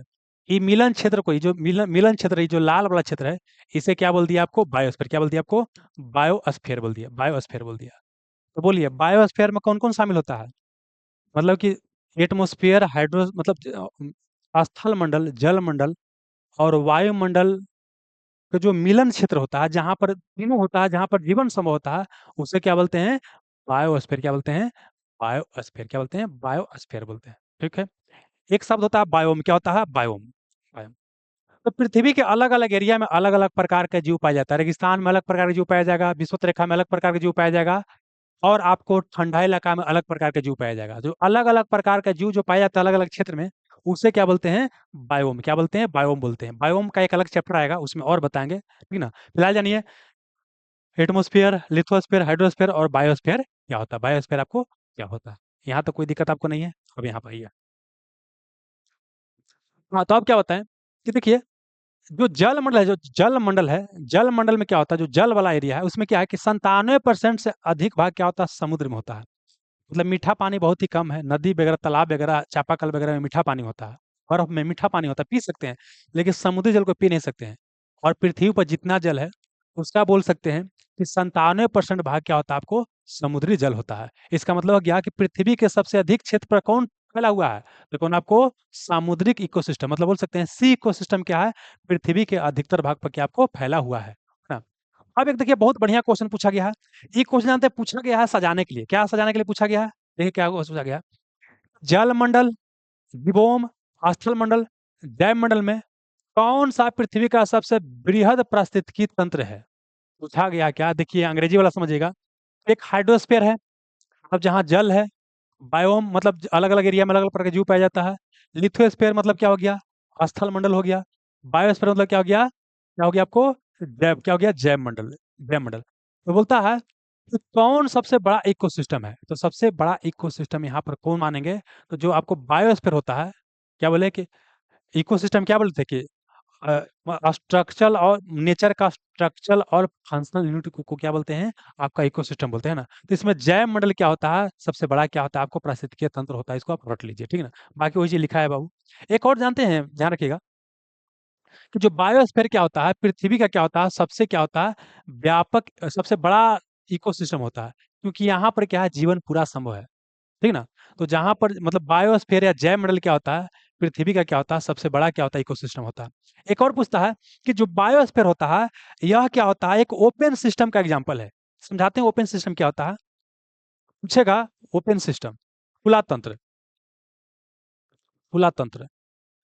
बोलेगा कि जो जैव मंडल है, क्या बोलेगा आपको, जो जैव मंडल है, इसी को बोले कि जो बायोस्फीयर है, बायोस्फीयर है, बायोस्फीयर है, इसको खुला तंत्र क्यों बोलते हैं?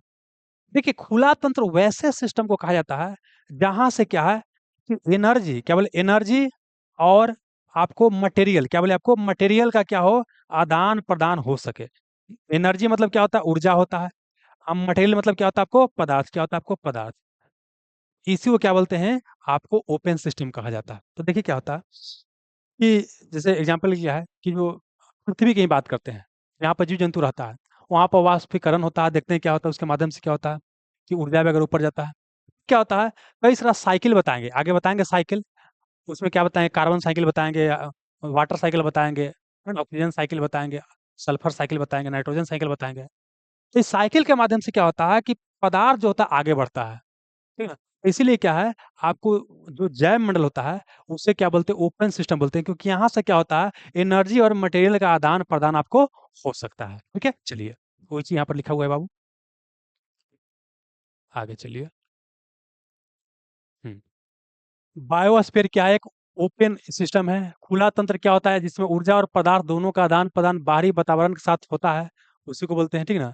ऊर्जा का आदान प्रदान कैसे होता है, सूर्य से ऊर्जा पृथ्वी पर आता है, और पृथ्वी से फिर क्या होता है, उष्मा अंतरिक्ष में वापस चला जाता है, तो एनर्जी का आदान प्रदान हो गया। पदार्थ का साइकिल कैसे होता है, जल चक्र, कार्बन चक्र, नाइट्रोजन साइकिल, है ना। इसके माध्यम से क्या होता है कि पदार्थ एक जगह से दूसरे स्थान पर क्या होता है, जाते रहता है। इसीलिए बायोस्फीयर को बोलते हैं, क्या आपको ओपन सिस्टम बोलते हैं। आगे चलिएगा। आप कुछ जानते हैं, कुछ और क्वेश्चन पूछ सकता है। तो देखिए, प्राकृतिक इकोसिस्टम क्या होता है, कृत्रिम इकोसिस्टम क्या होता है। नेचुरल इकोसिस्टम क्या होता है, जो अपने आप प्राकृतिक ने बनाया है, उसको बोलते हैं नेचुरल इकोसिस्टम, प्राकृतिक ने खुद भगवान बनाया है। एक होता है आर्टिफिशियल इकोसिस्टम, जो इसको आदमी बना, एग्जाम्पल समझे ना, एक मछली घर जो हम घरे बनाते हैं शीशा वाला, वो आदमी बनाया है, इसको एक्वेरियम बोलते हैं। तो वो क्या हो गया आर्टिफिशियल इकोसिस्टम।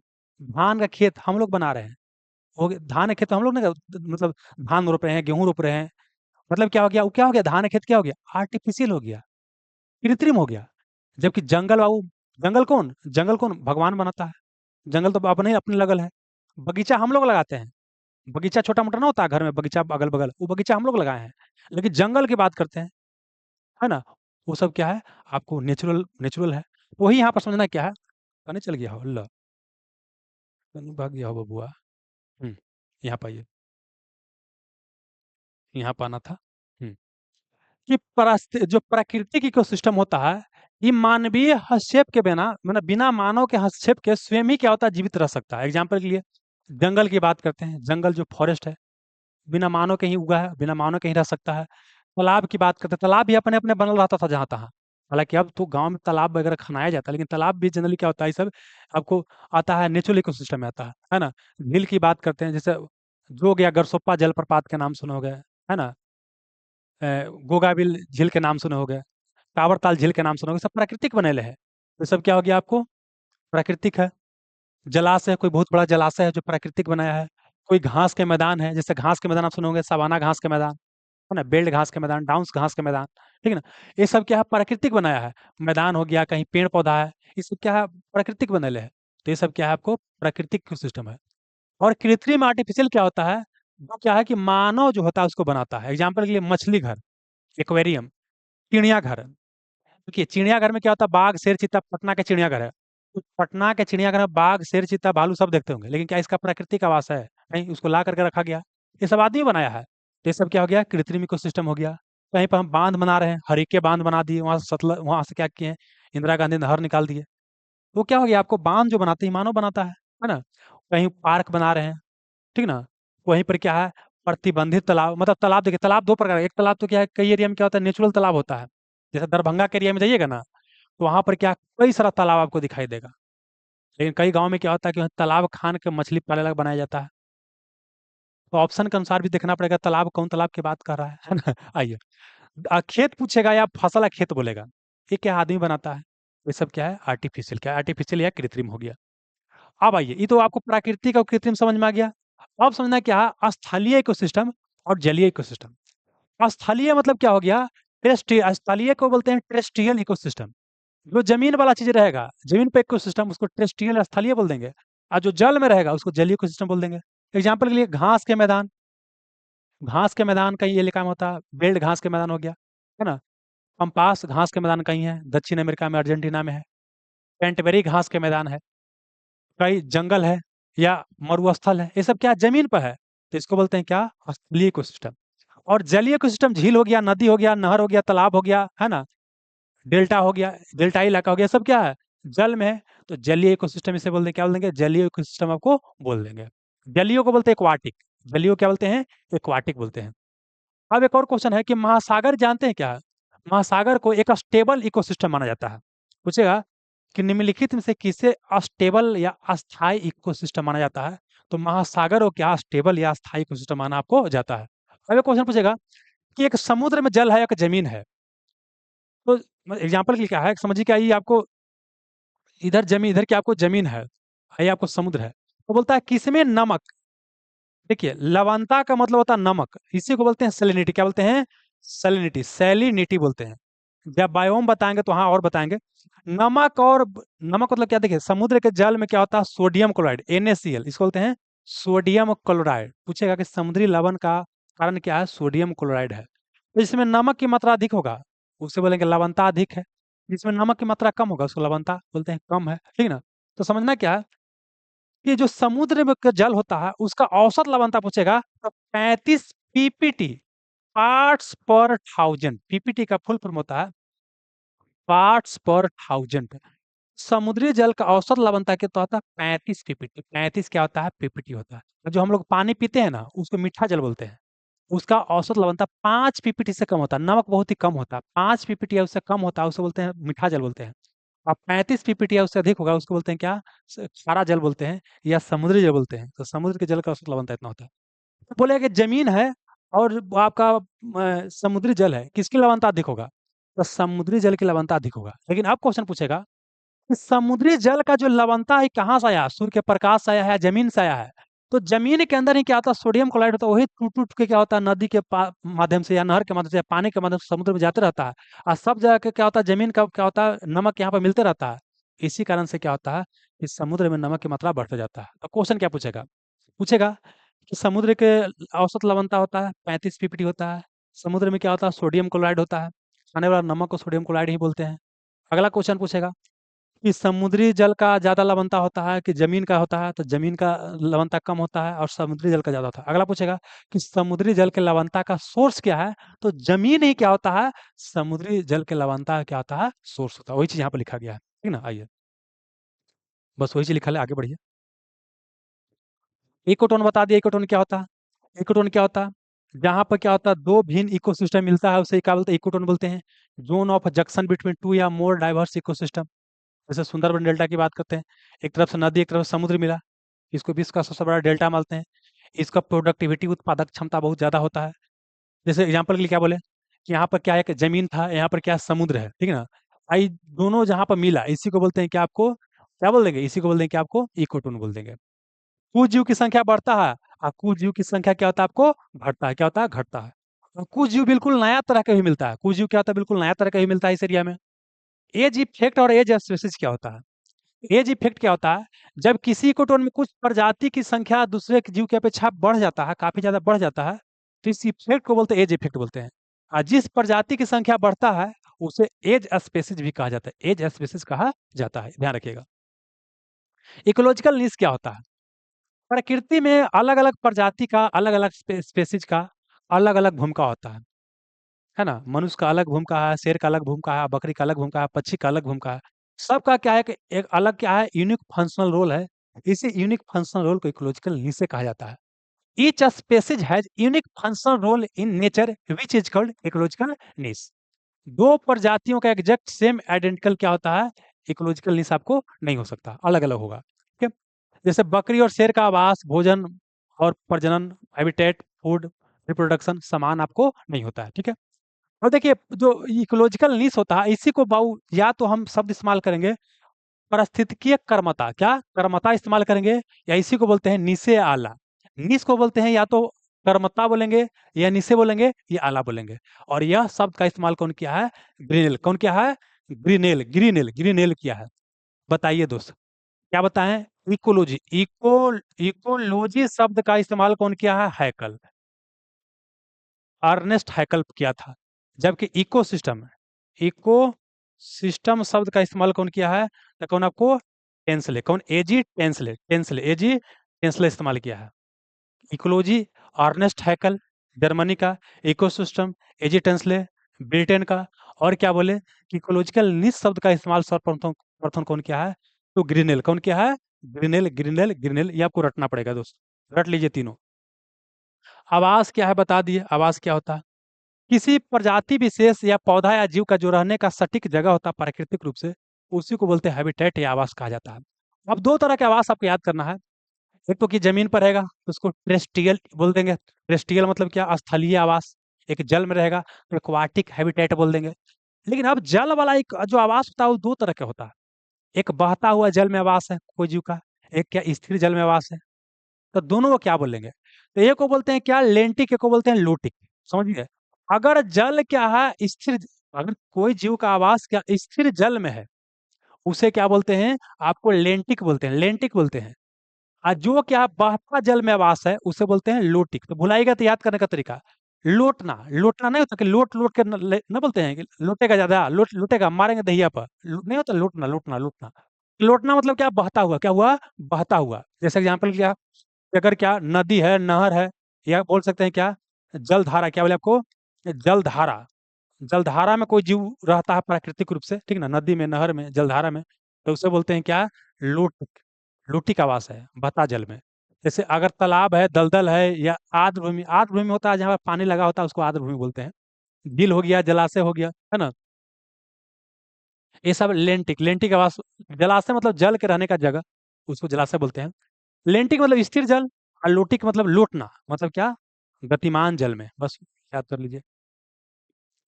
हाँ भाई, इकोलॉजिकल सक्सेशन बता चुके हैं। किसी खास किसी खास क्षेत्र में क्या होता है कि धीरे धीरे पौधा और जीव क्या होता है, बसता है, उनका कम्युनिटी धीरे धीरे क्या होता है, बदलता है। इस क्रमिक परिवर्तन को ही क्या बोलते हैं, आपको पारिस्थितिकीय अनुक्रमण, हिंदी में अनुक्रमण बोलते हैं, अंग्रेजी में उसको इकोलॉजिकल सक्सेशन कहते हैं। अंग्रेजी याद के लिए ज्यादा अच्छा रहेगा। और यह शब्द का इस्तेमाल कौन किया है, इकोलॉजिकल सक्सेशन। इकोलॉजिकल सक्सेशन शब्द का इस्तेमाल सर्वप्रथम यह किसने किया है, तो यह शब्द जो है सर्वप्रथम इस्तेमाल किया है,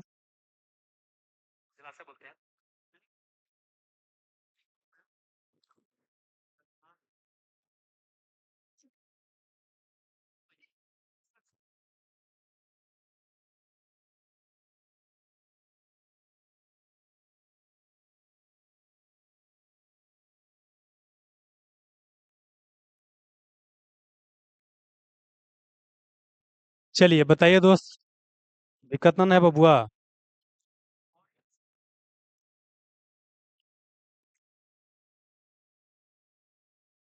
आइए।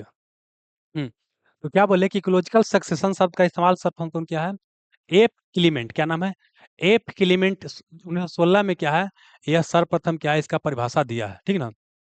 यही बाबू है, आगे चलिए। बस याद कर लीजिए कि इकोलॉजिकल सक्सेशन क्या होता है, मतलब क्या है, किसी खास एरिया में क्या होता है, जीव के आने के क्रम को इकोलॉजिकल सक्सेशन बोलते हैं। और एक क्या है, एप क्लीमेंट, एप क्लीमेंट ने कहा कि इसका इस्तेमाल किया है, इस शब्द का इस्तेमाल किया है, बस हो गया। और क्या बोले, पहले जो इकोलॉजिकल सक्सेशन होता है तो पहले तो क्या बोले, एक नग्न क्षेत्र होता है उसको बैरन एरिया बोलते हैं। एक क्या बोले, बैरन मतलब नग्न क्षेत्र में, है ना। उसके बाद वहां पर क्या आएगा, मतलब देखिए प्रारंभ में कौन क्षेत्र में जहाँ खाली रहेगा वहां पर क्या होता है, उसको बैरन एरिया बोलते हैं, वहां शुरू होगा। उसके बाद क्या होगा, यहाँ पहला जो जीव आएगा उसे क्या बोलते हैं, पॉइनियर स्पेसीज या पॉइनियर कम्युनिटी उसे कहा जाता है। उसको अग्रणी प्रजाति हिंदी में बोलेंगे, ठीक है ना। जैसे टाई की बात करते हैं, लाइकेन घास, से सब पूछेगा कौन प्रजाति में आता है, तो किस में आता है? पॉइनियर कम्युनिटी में आता है। काई हो गया, लाइकेन हो गया, घास हो गया, ये सब किस में आता है आपको? पॉइनियर कम्युनिटी में आता है। फिर बाद में क्या है कि इंटरमीडिएट स्टेज में क्या आएगा? झाड़ी आएगा या छोटा छोटा पौधा आ जाएगा। और फिर क्लाइमेक्स कम्युनिटी को बोलते हैं परिपक्व या चरम अवस्था। इसमें क्या स्थायी वन या क्या कोई स्थिर समुदाय आपको आ जाएगा। ठीक है, चलिए। प्राइमरी प्राइमरी कम्युनिटी आएगा, है ना। इसी को पाइनर कम्युनिटी बोलेंगे। फिर बीच में सेरल कम्युनिटी, इंटरमीडिएट कम्युनिटी को बोलेंगे। और लास्ट में क्या आएगा? आपको क्लाइमेक्स कम्युनिटी आ जाएगा। ठीक है, आगे चलिए। प्राइमरी सक्सेशन कहाँ शुरू होता है? किसी एरिया में जब पहला बार जीव की उत्पत्ति होता है, उसे क्या बोलते हैं? आपको प्राइमरी सक्सेशन कहा जाता है, ठीक है। यह क्या होता है? आपको निर्जीव क्षेत्र से शुरू होता है, जैसे कहीं ज्वालामुखी लावा फटा है, हिमनद का टूटा फूटा है ना, या चट्टान पर शुरू होता है शुरू में, ठीक ना। यह कंडीशन पूरी तरह से डेवलप नहीं होता है, यहाँ पर सक्सेशन का रेट क्या होता है? बहुत ही स्लो होता है। फिर सेकेंडरी सेक्शन क्या होता है? पहले वाला कम्युनिटी को रिप्लेस करेगा और इस सेक्शन क्या होता है? शुरू होता है। ये वेल डेवलप एरिया में होता है और इसका रेट क्या होता है? काफी ज्यादा क्या होता है? आपको फास्ट होता है, ठीक है। सेकेंडरी सक्सेशन जो होता है, ये प्राइमरी सक्सेशन से क्या होता है? आपको तेज होता है। क्या होता है? आपको है तेज होता है, ठीक है। बस वही चीज लिखा है।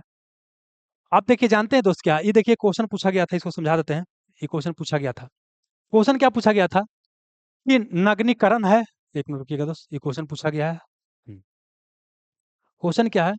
कि नगनीकरण है, प्रवास है, और क्या स्थापन है, और प्रतिक्रिया स्थिरीकरण है। इसको सजाना था कि पहले कौन आएगा बाद में कौन आएगा। समझिए, न्यूडिफिकेशन मतलब क्या होता है?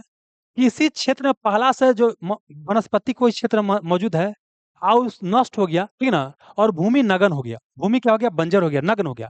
उसी को बोलते हैं नगनीकरण या न्यूडिफिकेशन। मतलब कहीं कोई एरिया में समझिए कि पहले जीव जंतु होगा, खत्म हो गया, जमीन क्या हो गया? नग्न हो गया। पहले स्टेज क्या है? न्यूडिफिकेशन है। जैसे ज्वालामुखी आया, बाढ़ आया, भूकंप आया, या ग्लेशियर पिघला, तो वहां जो पहले से जीव जंतु होगा वो मर गया।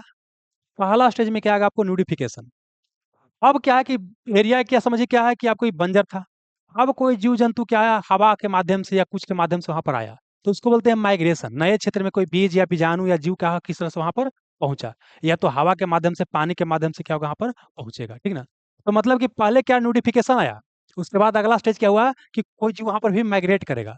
और उसके बाद क्या होगा कि पौधा जब वहां पहुंचेगा तो धीरे धीरे क्या होगा? वो अंकुरित होगा और बसना क्या करेगा? शुरू करेगा। इसको बोलते हैं कि स्टेब्लिश होना क्या होगा? शुरू होगा। पहले न्यूडिफिकेशन क्या आया, उसके बाद क्या वहां पर माइग्रेशन करके कोई जीव पहुंचा, माइग्रेशन हो गया। पहले न्यूडिफिकेशन क्या हो गया? आपको माइग्रेशन हो गया। और अगला बार क्या होगा कि वहां जो जीव है, अब धीरे धीरे क्या करेगा? अपने आप को एस्टेब्लिश करने का प्रयास करेगा। जब जीव एस्टेब्लिश हो जाएगा, तो अगल बगल के प्रकृति को बदलने का प्रयास करेगा। जैसे हवा को, मिट्टी को क्या करेगा? बदल देगा, है ना। अब मिट्टी को क्या करेगा? और बढ़िया बना देगा, जलवायु को और बढ़िया बना देगा।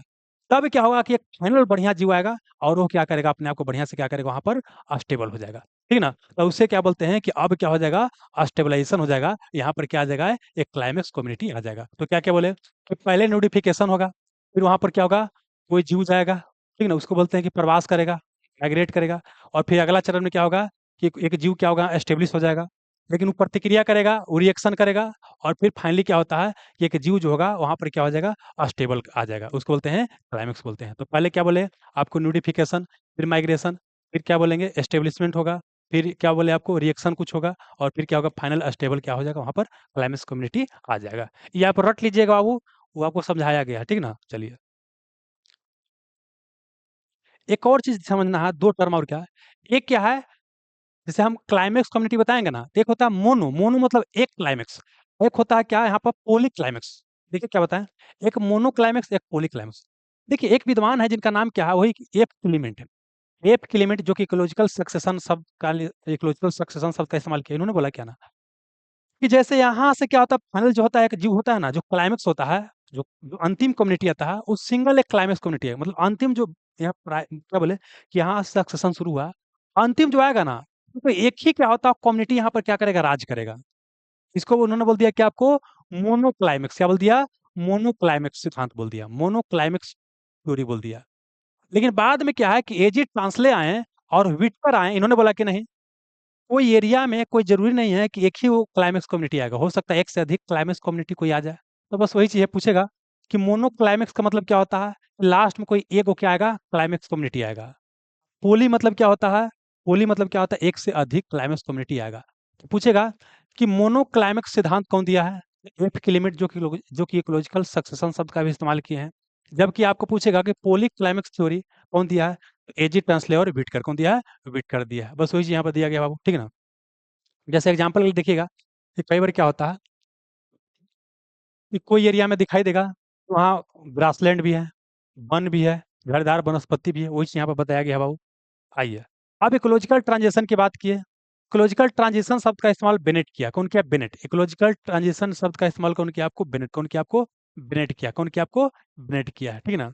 देखिए क्लीमेट जो था ना, अब क्लीमेट था, यह इकोलॉजिकल सक्सेशन शब्द का इस्तेमाल किया है। जबकि बेनेट क्या किया है, आपको इकोलॉजिकल ट्रांजिशन शब्द का इस्तेमाल किया, इकोलॉजिकल ट्रांजिशन शब्द का इस्तेमाल किया है, ठीक है।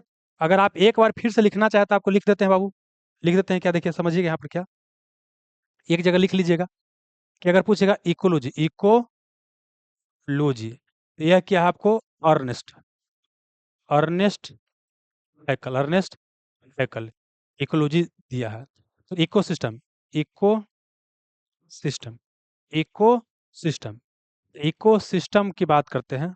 यह कौन सा इस्तेमाल किया है, इकोसिस्टम शब्द का इस्तेमाल किया एजी ट्रांसले, एजी, एजी ट्रांसले, एजी ट्रांसले, ठीक है ना। आर्कोलॉजिकल सक्सेशन, सक्सेशन शब्द की इस्तेमाल करते हैं। तो इकोलॉजिकल सक्सेशन शब्द का इस्तेमाल कौन किया है, तो इकोलॉजिकल सक्सेशन शब्द का इस्तेमाल किया है आपको क्लीमेट। कौन किया, आपको क्लीमेट, क्लीमेट, क्लीमेट इस्तेमाल किया है, ठीक ना। इकोलॉजिकल ट्रांजिशन क्या बोले आपको, ट्रांजिशन, इस शब्द का इस्तेमाल कौन किया, आपको बेनेट। कौन किया, आपको बेनेट, बेनेट। तो बस इसको याद कर लीजिएगा दोस्तों, कुछ रट्टे वाला भी पार्ट है, तो रट्टे वाला पार्ट है तो रटना भी पड़ेगा, ठीक है ना। चलिए याद कर लीजिए। इकोलॉजिकल ट्रांजिशन शब्द का इस्तेमाल कौन किया है, बेनेट। यह क्या बोलता है कि मानव समाज के विकास के साथ साथ पर्यावरण और प्राकृतिक संसाधन का उपयोग करने का तरीका में बदलाव होता है। मानव समाज जैसे जैसे विकास करता है, पर्यावरण और प्राकृतिक संसाधन का इस्तेमाल करने का तरीका क्या होता है, बदलता है। एग्जाम्पल के लिए, जो प्रारंभिक समाज था मानव का, वो प्राकृतिक संसाधन का बहुत ही सीमित प्रयोग करता था। वही जब औद्योगिक समाज आया तो ऊर्जा और संसाधनों का अत्यधिक दोहन किया, एकदम हद से ज्यादा उपयोग कर लिया, ठीक ना। जब वही अब आधुनिक समाज आया, वर्तमान समाज की बात करते हैं, वो पर्यावरण संरक्षण और सतत विकास की ओर झुकते हुए क्या कर रहा है, आपको प्राकृतिक संसाधन का इस्तेमाल कर रहा है। यही क्या है, इकोलॉजिकल ट्रांजिशन है, ठीक है। आइए इकोलॉजिकल फुटप्रिंट की बात करते हैं। इकोलॉजिकल फुटप्रिंट की बात करते हैं, यह 1990 के दशक में अवधारणा का विकास हुआ। ये धारणा आपको मैथिस बेकर्नजेल और विलियम रिल्स ने दिया था। क्या बोले, मैथिज बेकर्नजेल और विलियम रिल्स ने क्या किया, इकोलॉजिकल फुटप्रिंट शब्द का इस्तेमाल किया। ये बोलते हैं कि प्रकृति से जो संसाधन लेते हैं उससे क्या होता है, कचरा उत्पन्न होता है। हम अपने आवश्यकता की पूर्ति करने के लिए प्राकृतिक से संसाधन का इस्तेमाल करते हैं, उससे कचरा उत्पन्न होता है ना। उसके लिए जमीन चाहिए, उसी को बोलते हैं इकोलॉजिकल फुटप्रिंट। मतलब ये हो गया कि मनुष्य अपने जीवन यापन के लिए पृथ्वी से जितने संसाधन लेता है और जितना कचरा उत्पन्न करता है या कार्बन उत्पन्न करता है, उसको संभालने के लिए कुछ भूमि और जल की आवश्यकता होता है, ठीक ना। वही क्या होता है, उसका इकोलॉजिकल क्या होता है, फुटप्रिंट होता है। अगर एक मनुष्य पूरे अगर एक मनुष्य जो है, अगर धारणीय विकास, धारणीय मतलब क्या होता है, सतत विकास मतलब क्या है कि भविष्य के लिए मतलब अभी आवश्यकता पूर्ति करते हुए भविष्य की आवश्यकता का ध्यान रखते हुए अगर इस्तेमाल करता है संसाधन का, ठीक है ना, तो जितना भी न्यूनतम भूमि की जरूरत पड़ेगा उसी को बोलते हैं क्या, इकोलॉजिकल फुटप्रिंट। इकोलॉजिकल फुटप्रिंट को हिंदी में बोलते हैं पारिस्थितिकीय पदछाप, पारिस्थितिकीय पदछाप।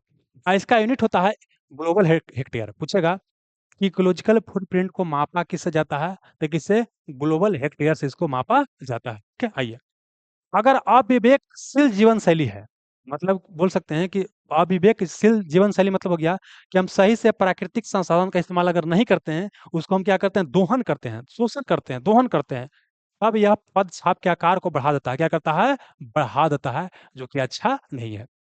अगर कोई व्यक्ति अत्यधिक मात्रा में ऊर्जा का इस्तेमाल करता है, डीजल है, पेट्रोल है, मांस है, लकड़ी है, बिजली है, पूरा एकदम इस्तेमाल कर रहा है, इकोलॉजिकल फुटप्रिंट क्या होगा, आपको बढ़ेगा। क्या होगा, बढ़ेगा। ये सही चीज आपको नहीं है। अगर कम संसाधन का उपयोग करता है और रिसाइकलिंग करता है, माने समझिए प्लास्टिक का उपयोग किया, अब प्लास्टिक का फिर से रिसाइकलिंग कर लिया, उसी का कुछ और चीज बना लिया, नया नया प्लास्टिक नहीं ला रहा है, समझिए क्या कि हम कम कचरा उत्पन्न कर रहे हैं। नहीं तो रोज प्लास्टिक यूज कर रहे हैं, रोज नया नया प्लास्टिक लेकर आ रहे हैं, इकोलॉजिकल फुटप्रिंट क्या हो जाएगा, आपको बढ़ जाएगा। क्या हो जाएगा, आपको बढ़ जाएगा। लेकिन कम इस्तेमाल करेंगे या रिसाइकलिंग कर लेंगे तो इकोलॉजिकल फुटप्रिंट क्या हो जाएगा, कम हो जाएगा। और यह क्या है, पर्यावरण के लिए क्या आपको अच्छा, क्या आपको है अच्छा, ठीक है। चलिए, इसके साथ ही क्या हो गया, हमारा क्या हो गया, ये चैप्टर क्या हो गया, आपको समाप्त हो गया, क्या हो गया, समाप्त हो गया। सुनिए, इसका ऑब्जेक्टिव क्वेश्चन भी क्या है, इसका ऑब्जेक्टिव क्वेश्चन अब करवाना है, ठीक ना। चलिए देखिएगा दोस्तों, क्वेश्चन देखते चलिए। देखिए, बिहार दरोगा में क्वेश्चन क्या पूछा गया है। यहाँ क्वेश्चन पूछा गया है कि पारिस्थितिकीय तंत्र के दो संगठक कौन होते हैं, मतलब इकोसिस्टम के दो कंपोनेंट कौन होते हैं, जीव और अजीव, जंतु और पादप, वृक्ष एवं खरपतवार या मेढक और मानव। तो क्या होता है, जीव और अजैविक घटक होता है, इकोसिस्टम बोलेगा या पर्यावरण बोलेगा, सबका क्या होता है, जीव और अजीव घटक होता है। आगे चलिएगा। अगला है कि निम्नलिखित में से क्या जो होता है कृत्रिम पारिस्थितिकी तंत्र है, कौन जो है आर्टिफिशियल इकोसिस्टम है। तो झील क्या होता है, झील आपको नेचुरल होता है। वन भी क्या होता है, नेचुरल होता है। ठीक है, तालाब भी क्या होता है, आपको नेचुरल होता है। फसल या खेत क्या हो जाएगा, ये आपको आर्टिफिशियल, क्या हो जाएगा, आर्टिफिशियल हो जाएगा, ठीक है ना। तो आपके एग्जाम में क्या यही दो क्वेश्चन आपको पूछा गया था, सिंपल क्वेश्चन पूछा गया था, ठीक है ना, सिंपल ही क्वेश्चन पूछा गया था दोस्त। हाँ,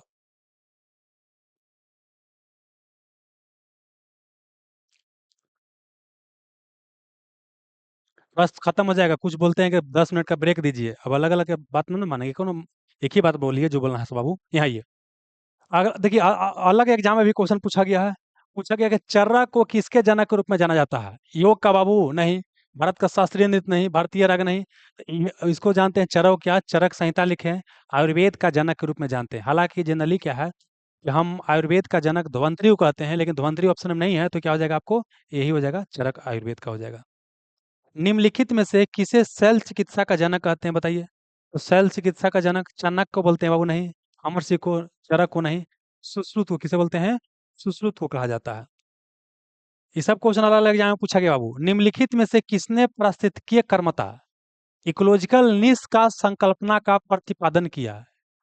पूछता है कौन जो है इकोलॉजिकल निश कंसेप्ट दिया है, तो बोलिए कौन हो जाएगा बाबू, क्या हो जाएगा, जे ग्रिनेल, जे ग्रिनेल। क्योंकि देखिए अर्नेस्ट हैकल की बात करते हैं, इकोलॉजी शब्द कौन दिए हैं आपको, इकोलॉजी शब्द दिए हैं। जबकि अगर हम जे ग्रिनेल की बात करते हैं, एक कौन दिए हैं आपको, इकोलॉजिकल निश शब्द दिए हैं। आगे चलिए। इकोटोन का अर्थ क्या होता है, इकोटोन, इकोटोन वह स्थल है जहां पर दो इकोसिस्टम या दो बायोम मिलता है, उसे क्या बोलते हैं, इकोटोन, क्या बोलते हैं, इकोटोन, इकोटोन उसे कहा जाता है। ठीक है, चलिए आगे आइए। अब अगला क्वेश्चन है हम्म, कि इकोसिस्टम शब्द का प्रयोग सर्वप्रथम किसने किया। देखिए ये आपको क्वेश्चन पूछा गया था एग्जाम में, इसी क्वेश्चन को अगला बार ऐसे पूछा गया था कि पारिस्थितिकीय तंत्र शब्द का इस्तेमाल पहली बार किसने किया था, 1935 में। तो इकोसिस्टम शब्द का पहला बार प्रयोग किसने किया था आपको, एजी टॉन्सले, कौन किया था, एजी टॉन्सले, एजी टॉन्सले किया था। ठीक है, आगे चलिए।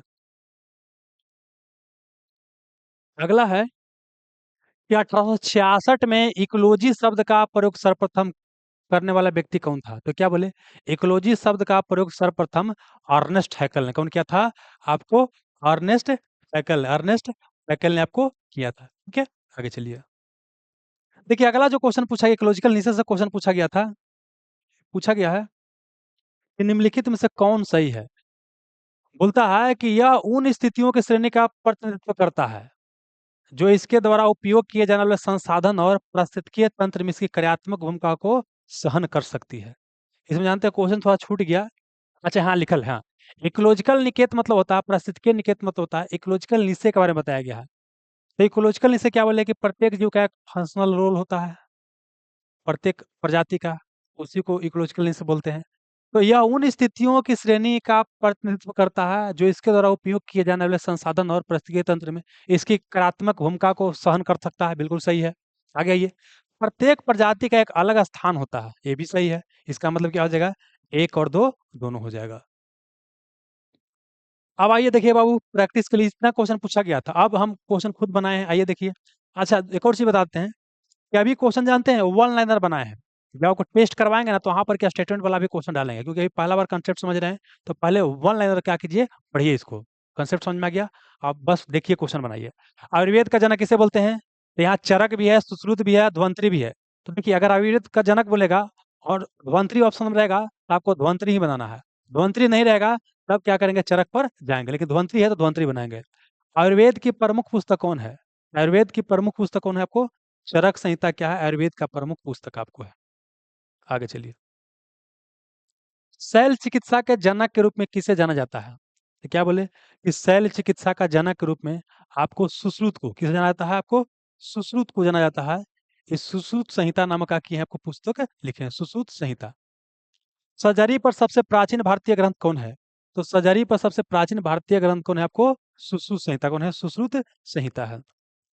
पर्यावरण का अर्थ क्या होता है? बोलिए। केवल निर्जीव वस्तु बाबू, केवल जीवित वस्तु, केवल निर्जीव वस्तु नहीं, जीव को प्रभावित करने वाले सभी जैविक और अजैविक घटक को मिलाकर क्या बोलते हैं? आपको पर्यावरण बोलते हैं।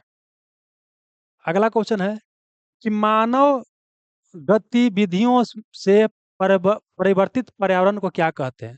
तो मानव गतिविधि से जो पर्यावरण आपको प्रभावित होता है उसे क्या बोलते हैं? Anthropogenic environment. क्या बोलते हैं? एंथ्रोपोजेनिक इन्वायरमेंट बोलते हैं। बी हो जाएगा आंसर। बताइए। निम्नलिखित में से बोलता है कौन जैविक घटक है? बोलिए। हवा जैविक घटक है? नहीं। पानी जैविक घटक है? नहीं। मिट्टी जैविक घटक है? इसमें जान है? नहीं। पेड़ क्या है? जैविक घटक, इसमें आपको जान है। निम्नलिखित में से कौन अजैविक? अजैविक मतलब ए बायोटिक कंपोनेंट कौन है जिसमें जान नहीं है? जानवर में जान है तो ये आंसर होगा नहीं। पौधा में जान है, मनुष्य में जान है, ये सब क्या है? जैविक घटक है। यहाँ पर अजैविक पूछता है, आपका क्या हो जाएगा? अजैविक घटक हो जाएगा।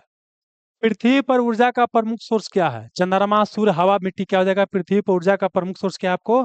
सूर्य। क्या आपको? सूर्य है। जीवों के वितरण को सबसे अधिक कौन प्रभावित करता है? चंद्रमा, पहाड़, ज्वालामुखी? नहीं। वर्षा क्या होता है? जीवों के वितरण को सर्वाधिक क्या करता है? आपको प्रभावित करता है। तापक्रम को पर्यावरण का क्या कहा जाता है? तो क्या बोले? क्रिटिकल फैक्टर बोलते हैं। तापक्रम को पर्यावरण का क्रिटिकल फैक्टर बाबू क्या है? आपको कहा जाता है। आइए अब 12 नंबर देखते हैं।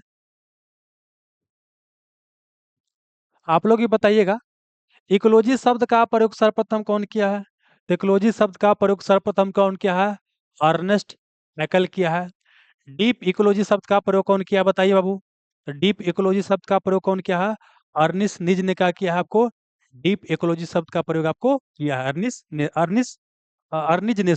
नेस डीप इकोलॉजी शब्द का प्रयोग किया है। इकोसिस्टम शब्द किसने दिया है? भाई एजी ट्रांसले का दिया है। इकोसिस्टम शब्द का प्रयोग किया है एजी ट्रांसले बाबू। इकोसिस्टम को क्या कहा जाता है? प्रकृति की संरचनात्मक और कार्यात्मक इकाई। Structural and functional unit of nature is called ecosystem. यही आंसर हो जाएगा। अगला क्या है कि बायोसिनेसिस शब्द का प्रयोग कौन किया है? तो देखिए क्या बोले, एक तो क्या था? कार्ल मोबियस था, एक क्या था आपको? फोर्ब्स था। क्या बोले? कार्ल मोबियस, एक क्या था? फोर्ब्स था। तो क्या बोले कि जो आपको कहाँ चला गया? हाँ, तो जो आपको माइक्रोकोस्म शब्द है, ये बाबू मोबियस ने प्रयोग नहीं किया था। ये बोले कि म वाला म प्रयोग नहीं किया है, ठीक ना? तो आपको यहाँ पर हो जाएगा क्या कि बायोनेसिस शब्द का इस्तेमाल कौन किया है? आपको कार्ल मोबियस। कौन किया है? कार क्या बोले कि बायोसिनोसिस शब्द का इस्तेमाल किया है कौन? कार्ल मोबियस किया है। ये आंसर ये हो जाएगा। जबकि माइक्रोकोस्म शब्द का इस्तेमाल कौन किया है? माइक्रोकॉस्म शब्द का कौन किया है? फोबर्स। कौन किया? आपको फोबर्स किया है। ठीक है, चलिए। अगला क्या है कि पृथ्वी का सबसे बड़ा इकोसिस्टम या पारिस्थितिकीय तंत्र कौन होता है? तो क्या बताए थे बाबू आपको? बायोस्फीयर। क्या बताए थे आपको? बायोस्फीयर। क्या बताए थे आपको? बायोस्फीयर बताए थे। बायोस्फीयर किस प्रकार का तंत्र है? क्या बोले? खुला तंत्र है, ओपन सिस्टम है। क्यों ओपन सिस्टम है? क्योंकि एनर्जी और पदार्थ का क्या होता है? आदान प्रदान होता है। ओपन सिस्टम का अर्थ क्या होता है? बताइए। केवल ऊर्जा का आदान प्रदान, केवल पदार्थ का आदान प्रदान, या बाबू ऊर्जा और पदार्थ दोनों का आदान प्रदान? तो क्या हो जाएगा? ऊर्जा और पदार्थ दोनों का आदान प्रदान यहाँ पर होता है। हो जाएगा आपको ई वाला हो जाएगा। अगला है कि प्राकृतिक पारिस्थितिकीय तंत्र का उदाहरण कौन है? प्राकृतिक मतलब क्या है कि जो अपने आप बना हुआ है। चिड़ियाघर आदमी बनाया है, मछली घर आदमी बनाया है, खेत आदमी बनाता है, जंगल क्या है आपको? अपने आप बना हुआ है। तो ये क्या है? प्राकृतिक क्या है? इको सिस्टम है। कौन कृत्रिम इकोसिस्टम है? बोलिए। जंगल प्राकृतिक है, झील प्राकृतिक है, घास भूमि प्राकृतिक है, तो चिड़ियाघर क्या आपको कृत्रिम है? ये मानव बनाया है।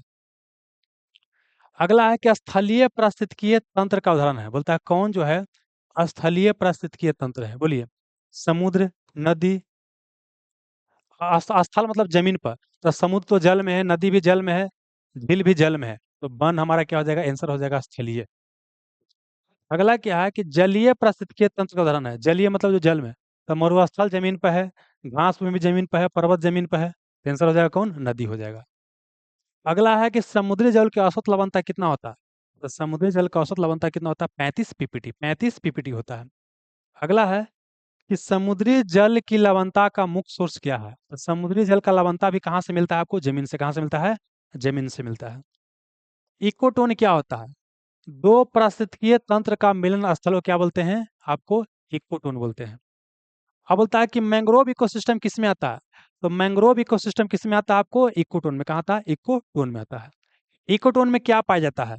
तो इकोटोन में कम जैव विविधता पाया जाता है? नहीं, अधिक जैव विविधता पाया जाता है, अलग अलग प्रकार के जंतु पाया जाता है, अधिक उत्पादकता यहाँ पर पाया जाता है। 1 मिनट की दोस्त,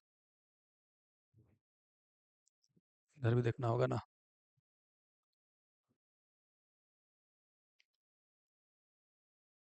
हम्म। जिस प्रजाति की संख्या इकोटोन में बढ़ जाता है उसे क्या बोलते हैं? उसे एज स्पीसीज, एज स्पीसीज बोलते हैं। इकोलॉजिकल नीश का अर्थ क्या होता है? जीव की कार्यात्मक भूमिका को बोलते हैं इकोलॉजिकल नीश। फंक्शनल रोल जो होता है उसको क्या बोलते हैं?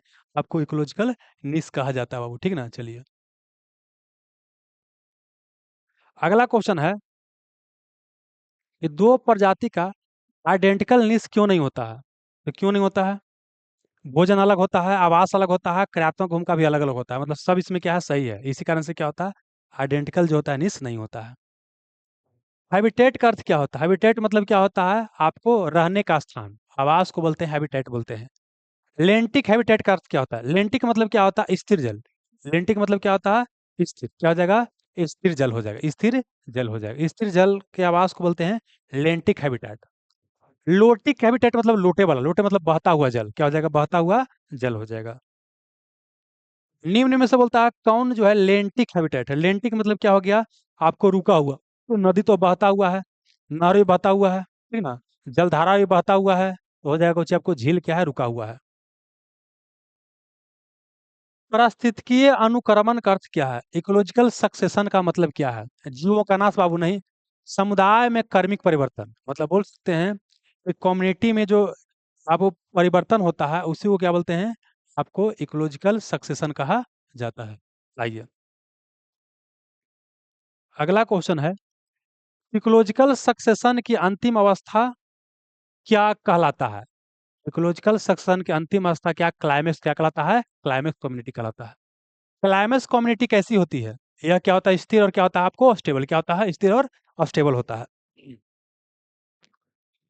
वाइनर स्पेसिस का उदाहरण कौन है? तो क्या बोले?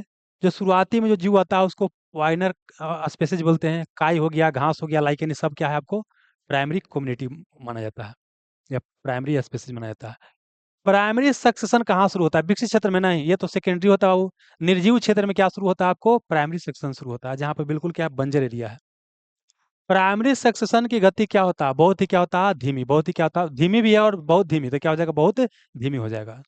सेकेंडरी सक्सेशन की गति क्या होता है? तो तेज भी है और बहुत धीमी भी है, तो यहाँ हो जाएगा क्या? तेज। क्या हो जाएगा? तेज होता है सेकेंडरी सक्सेशन। ये बोली बाबू सक्सेशन के बाद सही चरण का क्रम बताना है, तो बताइए क्या हो जाएगा? पहले न्यूडिफिकेशन आ जाएगा, फिर माइग्रेशन आ जाएगा, फिर क्या हो जाएगा? स्टेब्लिशमेंट आ जाएगा, फिर रिएक्शन आ जाएगा, फिर क्या आ जाएगा? स्टेबलाइजेशन आ जाएगा। यही हमारा आंसर हो जाएगा, बी नंबर बाबू, समझे ले हैं। अगला क्या है? कि मोनोक्लाइमेक्स क्या बोलता है आपको? मोनोक्लाइमेक्स आपको कौन बताया? बताइए। तो मोनोक्लाइमेक्स की बात करता है, ये कौन बताया है? लिमिट क्या बताया है? मोनोक्लाइमेक्स। जबकि पोली क्लाइमेक्स कौन थ्योरी दिया है? ये दिया कौन? टॉन्सले और व्हिटकर। टॉन्सले और व्हिटकर दिया बाबू। आइए, थोड़ा सा और बचा हुआ है। हम्म। अगला क्या है? इकोलॉजिकल ट्रांजिशन की अवधारणा कौन दिया है? इकोलॉजिकल ट्रांजिशन की अवधारणा कौन? बेनेट। कौन दिया है? इकोलॉजिकल ट्रांजिशन की बात करते हैं, ये कौन दिया आपका? वो बेनेट। इकोलॉजिकल ट्रांजिशन का अर्थ क्या होता है? समाज के साथ संसाधन के उपयोग में परिवर्तन होता है, इसी को क्या बोलते हैं? इकोलॉजिकल ट्रांजिशन, इसी को कहते हैं, ठीक ना? चलिए, इकोलॉजिकल फुटप्रिंट की अवधारणा कौन दिया है? तो मैथिस बेरेंगल क्या बोले? बेकरेंगल दिया है, और कौन दिया है? विलियम रिल्स दिया है, दोनों दिया है। इकोलॉजिकल फुटप्रिंट किससे संबंधित है? बताइए। यह संसाधन का उपयोग करने के दौरान कचरा का उत्पादन करते हैं, है ना? उसके लिए भूमि की आवश्यकता होता है, उसी को इकोलॉजिकल फुटप्रिंट बोलते हैं। तो तीनों को मिला करके बोलेंगे। इकोलॉजिकल फुटप्रिंट की इकाई क्या होता है? तो ग्लोबल हेक्टेयर से क्या है, इकोलॉजिकल फुटप्रिंट क्या करते हैं, मेजर करते हैं। इकोलॉजिकल फुटप्रिंट कब अधिक होगा? कम संसाधन का उपयोग करेंगे तो कम इकोलॉजिकल फुटप्रिंट आएगा। अधिक ऊर्जा का अगर उपभोग करेंगे, अधिक ऊर्जा का अगर उपभोग करेंगे तो इकोलॉजिकल फुटप्रिंट क्या होगा, अधिक होगा। इकोलॉजिकल फुटप्रिंट कम कब होता है? अधिक उपभोग करेंगे तो अधिक आएगा, अधिक ऊर्जा का उपयोग करेंगे तो अधिक आएगा। पेट्रोल उपयोग करेंगे तो इकोलॉजिकल फुटप्रिंट बढ़ेगा। लेकिन रिसाइकलिंग करेंगे तो इकोलॉजिकल फुटप्रिंट क्या होगा, आपको कम होगा। क्या होगा, आपको कम होगा। अधिक मांस का प्रयोग कर रहे हैं, इसका मतलब क्या होगा, इकोलॉजिकल फुटप्रिंट क्या होगा, आपको बढ़ेगा। क्या होगा, आपको बढ़ेगा। सस्टेनेबल लाइफ स्टाइल से क्या होता है? सस्टेनेबल लाइफ स्टाइल मतलब क्या है कि बहुत ही प्राकृतिक संसाधन का हम बुद्धिमानी तरीका से इस्तेमाल कर रहे हैं। इकोलॉजिकल फुटप्रिंट क्या होगा, आपको घटेगा। क्या होगा, आपको बाबू घटेगा। आइए थोड़ा सा और बचा हुआ है। हम्म, आइए। पारिस्थितिकीय याद चला गया हो। पारिस्थितिकीय का मुख्य विषय क्या है, बोलिए। इकोसिस्टम का, अच्छा पारिस्थितिकीय का बोलता है। प्रमुख विषय क्या है, बताइए इसका बाबू। पारिस्थितिकी मतलब हो गया इकोलॉजी, इकोलॉजी, इकोलॉजी। इकोलॉजी का मुख्य विषय क्या है? जीव का पर्यावरण के साथ संबंध के अध्ययन को क्या बोलते हैं, आपको पारिस्थितिकीय बोलते हैं। इकोसिस्टम का आकार कैसा होता है? इकोसिस्टम का आकार छोटा भी हो सकता है और बड़ा भी हो सकता है, छोटा से लेकर बड़ा कुछ भी हो सकता है। हाइड्रोस्फीयर का मतलब क्या होता है? हाइड्रो मतलब क्या होता है, जल होता है। लिथोस्फीयर मतलब लैंड होता है। लैंड मतलब क्या हो गया, लैंड मतलब क्या हो गया, भूमि हो गया। एटमोस्फेयर मतलब क्या हो गया, एयर। एयर मतलब क्या हो गया, आपको हवा। क्या हो गया, हवा हो गया। बायोस्फीयर मतलब क्या हो गया? तो बायोस्फीयर मतलब क्या होता है कि जहां पर जीवन क्षेत्र होता है उसे क्या बोलते हैं, बायोस्फीयर कहा जाता है। ठीक है, चलिए। तो इसमें क्या है, आपको सिर्फ आपको क्वेश्चन और चार ऑप्शन वाला दिए हैं। बाकी इसमें स्टेटमेंट वाला क्वेश्चन आता है, कथन निष्कर्ष वाला आता है। और के चरण में जब होगा और थोड़ा सा लेवल बढ़ेगा तो क्या करेंगे, आपको बताएंगे। ठीक है ना, चलिए ठीक है। यहाँ तक बताइए दोस्त, किसी को कोई दिक्कत है तो। यहाँ तक बताइए, किसी को कोई दिक्कत है तो। जो बाबू नोट्स दे रहे हैं इस नोट्स को पूरा पढ़िए। आपको वीडियो के नीचे नोट्स रहेगा, है ना। 10 सिलेक्शन वो एप्लीकेशन पर। नोट्स के अलावा कुछ भी करने की आपको आवश्यकता नहीं, इतना कीजिए, आपको जो करवा रहे हैं ये इनफ है।